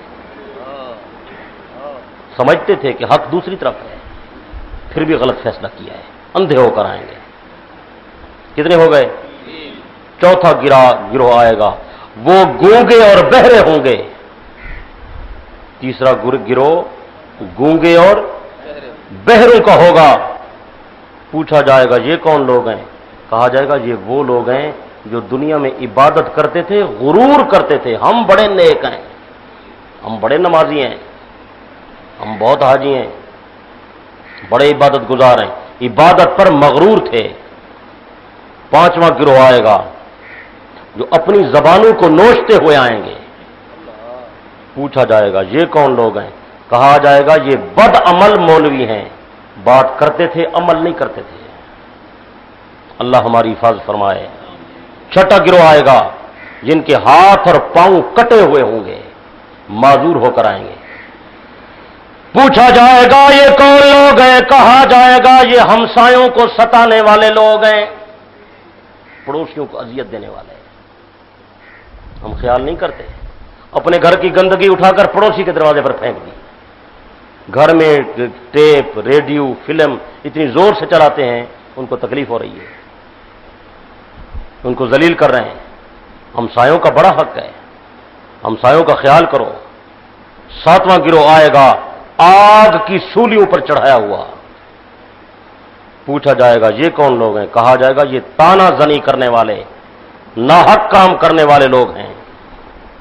जालिम बादशाह और उनके जो जालिम किस्म के करिंदे हैं, ये वो लोग हैं जो दुनिया में लोगों पर जुल्म करते थे। आठवां गिरोह आएगा जिनके तमाम बदन के आज़ा पर गंदगी और पलीदी लगी हुई होगी। पूछा जाएगा ये कौन लोग हैं? कहा ये वो लोग हैं जो हराम खाते थे और मजे ले लेकर खाते थे। मजा आ रहा है जी, बहुत बड़ी मजे की। एक आदमी से मैंने कहा कि ये बकरे के जो खुशियां हैं ये ना खाएं, नाजायज हैं, हराम है। मुझे कहते हजरत साहब होते बड़े मजेदार हैं। हराम में मजा आता है ना, हलाल में मजा नहीं आता। कितने गिरोह हो गए? ये शहवत परस्त लोग हैं, इनको हराम में मजा आता है। 9वां गिरोह आएगा जिनके जिस्म पर कपड़े जो होंगे वो बदबूदार तारकोल के होंगे। तारकोल समझते हैं ना क्या होती है? हैं? लोग सड़का नहीं बढ़ जा। तारकोल काली बदबूदार के कपड़े उन्होंने पहने हुए होंगे, स्याह गंधक मली हुई होगी। पूछा जाएगा ये वो लोग हैं जो हराम कमाते थे और हराम माल पर तकब्बुर करते थे। मेरे पास बड़ा माल है, मुझे क्या परवाह है किसी की, मुझे क्या लगे किसी से। तो 4 टके आ जाते ना, वो किसी को इंसान नहीं समझता। वो कितने गिरोह हो गए? कितने गिरोह हो गए? 10वां गिरोह होगा, उनकी शक्ल खिंजीरों की होगी। किसकी होगी? یہ وہ لوگ ہیں جن کا کھانا حرام، جن کا پینا حرام، جن کا پہننا حرام، جن کا کمانا حرام، ان کا سارا نظام ہی حرام ہے، حرام مال کھانے والے لوگ ہیں۔ اللہ ہمیں حلال کی توفیق عطا فرمائے۔ تو تمام حضرات دنیا میں جو ہے وہ توبہ کریں، حرام سے، سود سے، رشوت سے، بددیانتی سے۔ جن کی نمازیں رہ گئی ہیں وہ نمازیں قضا کریں، جو زکوٰۃ نہیں دیتے وہ آج اپنے مال کا حساب کر کے زکوٰۃ ادا کریں، زمینوں کا عشر نکالیں، جو ہمسایوں کو ستاتے ہیں ان سے معافی مانگیں، جو کسی پر ظلم کر چکے ہیں آج ان سے معاف کرا لیں، زندگی کا کوئی پتہ نہیں ہے۔ جن لوگوں کی اولادیں جوان ہیں وہ اپنے بچوں کے رشتے ناطے کریں، جن پر حج فرض ہے وہ حج ادا کریں، جن کا کاروبار مشکوک ہے وہ اپنے کاروبار کو صحیح بنائیں، حرام مال سے توبہ کریں، حلال کا لقمہ کھائیں اگرچہ تھوڑا ہی ہو، اپنی اولاد بچوں کی اچھی تربیت کریں۔ جن حضرات کے چہرے پر داڑھی سجی ہوئی نہیں ہے وہ اپنے چہروں پر داڑیاں سجائیں، اچانک موت آئے گی پتہ نہیں چلے گا، اب آگے جا کر پیغمبر کا دربار ہوگا، حضور سے ملاقات ہوگی، اللہ کے دربار میں حاضر ہوں گے، اتنی شرمساری ہوگی جس کی کوئی انتہا نہیں ہوگی۔ ایک طرف سے مجوسی ہوں گے، یہودی ہوں گے، عیسائی ہوں گے، ان کی داڑیاں بھی نہیں ہوں گی، ادھر مسلمان ہوں گے ان کی بھی داڑیاں نہیں ہوں گی، فرشتے کہیں گے ان کو کافروں کے ساتھ کھڑا کر دو، ان کی شکلیں ان کے ساتھ ملتی ہیں۔ چہروں پر داڑیاں سجائیں اور سنت سمجھ کر سجائیں، اللہ اور اس کے نبی کا حکم سمجھ کر سجائیں۔ زندگی کا کوئی پتہ نہیں ہے، اچانک موت آئے گی، کم از کم ہماری شباہت تو پیغمبر سے ملنی چاہیے۔ کوشش فرمائے گا نا سارے حضرات، ٹھنڈے دل سے آج رات کو سونے سے پہلے سوچیں کہ ہم داڑھی کاٹتے ہیں کتنا بڑا جرم ہے۔ یہ شناختی کارڈ ہے، یہ جو داڑھی ہے شناختی کارڈ ہے، علامت ہے، دور سے سامنے نظر آئیں گے محمد کے غلام داڑھی والے آ رہے ہیں۔ امت محمدیہ پہچانی جائے گی وضو کے اعضاء سے، وضو والے اعضاء چمکتے ہوں گے، اور داڑھیوں سے کہ داڑیاں چہرے پر سجی ہوئی ہوں گی، مونچھیں کٹی ہوئی، داڑیاں بڑی ہوئی اور وضو والے اعضاء چمکتے ہوئے۔ یہ امت محمدیہ کی کامیابی کا شناختی کارڈ عرض کر رہا ہوں، سند اور ٹکٹ ہے جنت کی۔ کوشش کریں گے یا نہیں؟ زور سے بولیں۔ اور تمام اپنے گناہوں سے توبہ کریں۔ زندگی کا کوئی علم نہیں ہے، اچانک موت آتی آدمی بے خبر ہوتا ہے۔ یہ جو بال سفید ہوتے ہیں نا، یہ الٹیمیٹم ہے یہ موت کا، بال سفید ہو گئے۔ یہ جو بیماری آتی ہے یہ بھی اعلان ہے کہ بس موت تیری قریب ہے، بالکل تیار ہو جا۔ تو موت تو ہم سب کی قریب ہے، لیکن جن کے پاس اعلان آ چکا ہے انہیں تو زیادہ ڈرنا چاہیے۔ تو تمام حضرات اپنے گناہوں سے توبہ کریں، اپنے رب سے صحیح تعلق قائم کریں، حضور علیہ السلام کی سنتوں کو زندہ فرمائیں، اس سے انشاءاللہ ہماری دنیا اور آخرت میں کامیابی ہے۔ کسی دوست نے مسئلہ پوچھا ہے، مرنے کے بعد خاوند اپنی بیوی کو قبر میں اتار سکتا ہے؟ مرنے کے بعد خاوند اپنی بیوی کو قبر میں نہیں اتار سکتا۔ عورت کو بیٹی ہے تو اس کا باپ اتارے، بہن ہے تو اس کا بھائی اتارے، خالہ ہے تو اس کا بھانجا اتارے، پھوپھی ہے تو اس کا بھتیجا اتارے، دادی ہے تو پوتا اتارے، نانی ہے تو نواسا اتارے، محرم نامحرم نہیں اتار سکتا۔ موت کے بعد خاوند کا بیوی سے تعلق ختم ہے تو وہ نہیں اتار سکتا۔ اللہ پاک ہمیں سمجھ کی توفیق عطا فرمائے۔ الحمدللہ رب العالمین والعاقبۃ للمتقین والصلاۃ والسلام علی سید الانبیاء والمرسلین وعلی آلہ واصحابہ اجمعین۔ ربنا آتنا فی الدنیا حسنہ وفی الآخرۃ حسنۃ وقنا عذاب النار۔ اے اللہ ہم سب کی حاضری کو منظور اور مقبول فرما، جو حضرات دور دراز سے چل کر آئے ہیں انہیں قدم قدم پر اجر عظیم عطا فرما، عمل کی توفیق عطا فرما، تمام حاضرین کی جائز حاجات کو پورا فرما۔ اے اللہ سب کی مشکلات کو آسان فرما، تمام بیماروں کو شفا عطا فرما، ہم سب کی روحانی جسمانی بیماریوں کو دور فرما۔ اے اللہ ہماری مشکلات کو آسان فرما۔ اے اللہ بے اولادوں کو اولاد عطا فرما۔ اے اللہ مقروضوں کے قرضے کی خلاصی کے فیصلے فرما۔ اے اللہ بے روزگاروں کے روزگار کے انتظامات فرما۔ جن دوستوں نے دعاؤں کا کہا ہے یا دلوں میں امید لیے بیٹھے ہیں، اے اللہ سب کی حاجات کو پورا فرما، سب کی پریشانیوں کو دور فرما۔ اے اللہ سب کے گھروں کو آباد فرما۔ اے اللہ ہماری زندگی میں، ہمارے گھر میں، ہمارے مال میں، ہمارے رزق میں، ہمارے ایمان میں اور عمل میں برکت عطا فرما۔ اے اللہ سنت والی زندگی نصیب فرما۔ اے اللہ سنت والی زندگی نصیب فرما، بدعت سے بچنے کی توفیق عطا فرما۔ اے اللہ ہمیں اسلام والی زندگی عطا کر اور ایمان والی موت عطا کر، اسلام والی زندگی عطا کر اور ایمان والی موت عطا کر، اسلام والی زندگی عطا کر اور ایمان والی موت عطا کر۔ اے اللہ ہمارے ملک پر رحم فرما، اہل پاکستان میں محبت پیدا فرما، نفرت و عداوت کو ختم فرما، اس ملک کو امن کا گہوارہ بنا۔ اے اللہ جو لوگ اسلام اور مسلمانوں کے خلاف، مدارس اور مساجد کے خلاف غلط منصوبے بنا رہے ہیں، ان لوگوں کو کیفر کردار تک پہنچا دے۔ اے اللہ اہل دین کی مدد فرما۔ اے اللہ تیرے دین والے لوگ بیچارے غریب ہیں، نادار ہیں، ناتوان ہیں، اہل اقتدار پریشان کر رہے ہیں، آئے دن ان کے خلاف جھوٹے منصوبے بنا کر انہیں ناکام بنانا چاہتے ہیں۔ اے اللہ تو حقیقت کو جانتا ہے کہ مدارس والے، مساجد والے لوگ بیچارے، ان کے پاس مال اسباب بھی نہیں ہے، یہ مخلص ترین لوگ ہیں۔ اے اللہ اہل دنیا انہیں پریشان کر رہے ہیں، اللہ تو ان کی مدد فرما، تو ان کی نصرت فرما، تو ان کی تائید فرما۔ جتنے مدارس کے علماء ہیں اے اللہ ان کی حفاظت فرما، حفاظ قراء کی حفاظت فرما، تمام مسلمانوں کی حفاظت فرما، پاکستان کی حفاظت فرما، حرمین شریفین کی حفاظت فرما۔ اے اللہ نفرت کا دورت کو ختم فرما۔ یہود و نصارہ اے اللہ بہت خطرناک منصوبے بنائے ہوئے ہیں، ان کے منصوبوں کو ناکام بنا دے۔ اے اللہ انہیں ذلیل و رسوا کر دے۔ اہل اسلام کو غلبہ عطا فرما، عزت عطا فرما، سرخ روئی نصیب فرما، کامیابی عطا فرما۔ اے اللہ ہماری یہ ٹوٹی پھوٹی دین کی محنتیں قبول فرما، ہمارے اس درس کو قبول فرما کر ہدایت کا ذریعہ بنا۔ اے اللہ اس مرکز کو آباد و شاد فرما۔ اے اللہ جو حضرات محنت کرتے ہیں، تعاون فرماتے ہیں، اے اللہ جو مدارس چلاتے ہیں، مساجد کو آباد کرتے، تو ان کے گھروں کو آباد فرما۔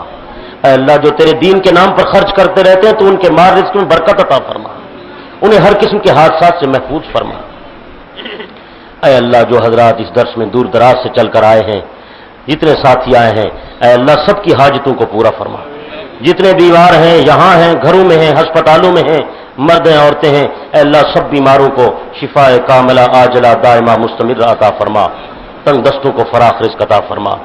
اے اللہ ہم سب کے لیے ایسے اسباب پیدا فرما کہ ہم تیرا گھر جا کر دیکھیں اور تیرے محبوب کا دروازہ دیکھیں، وہاں کی مقبول اور مبرور حاضری نصیب فرما۔ اے اللہ جو حضرات جس شکل میں دین کی محنت کر رہے ہیں، ہر شکل کی محنت قبول فرما، ان کی غیبی مدد اور نصرت اور تائید فرما، اور ان کے فیض کو عام تام اور جاری فرما، اور لوگوں کے لیے ہدایت کا ذریعہ بنا۔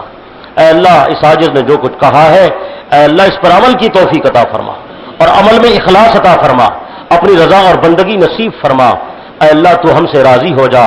اے اللہ ہمارے گناہوں کو معاف فرما، ہماری غلطیوں سے درگزر فرما، ہماری سیئات کو حسنات سے مبدل فرما، اپنی توحید کی معرفت عطا فرما، اپنے پیارے محبوب کی سچی محبت اور اتباع نصیب فرما، صحابہ و اہل بیت کی غلامی نصیب فرما، اللہ والوں کی محبت عطا فرما۔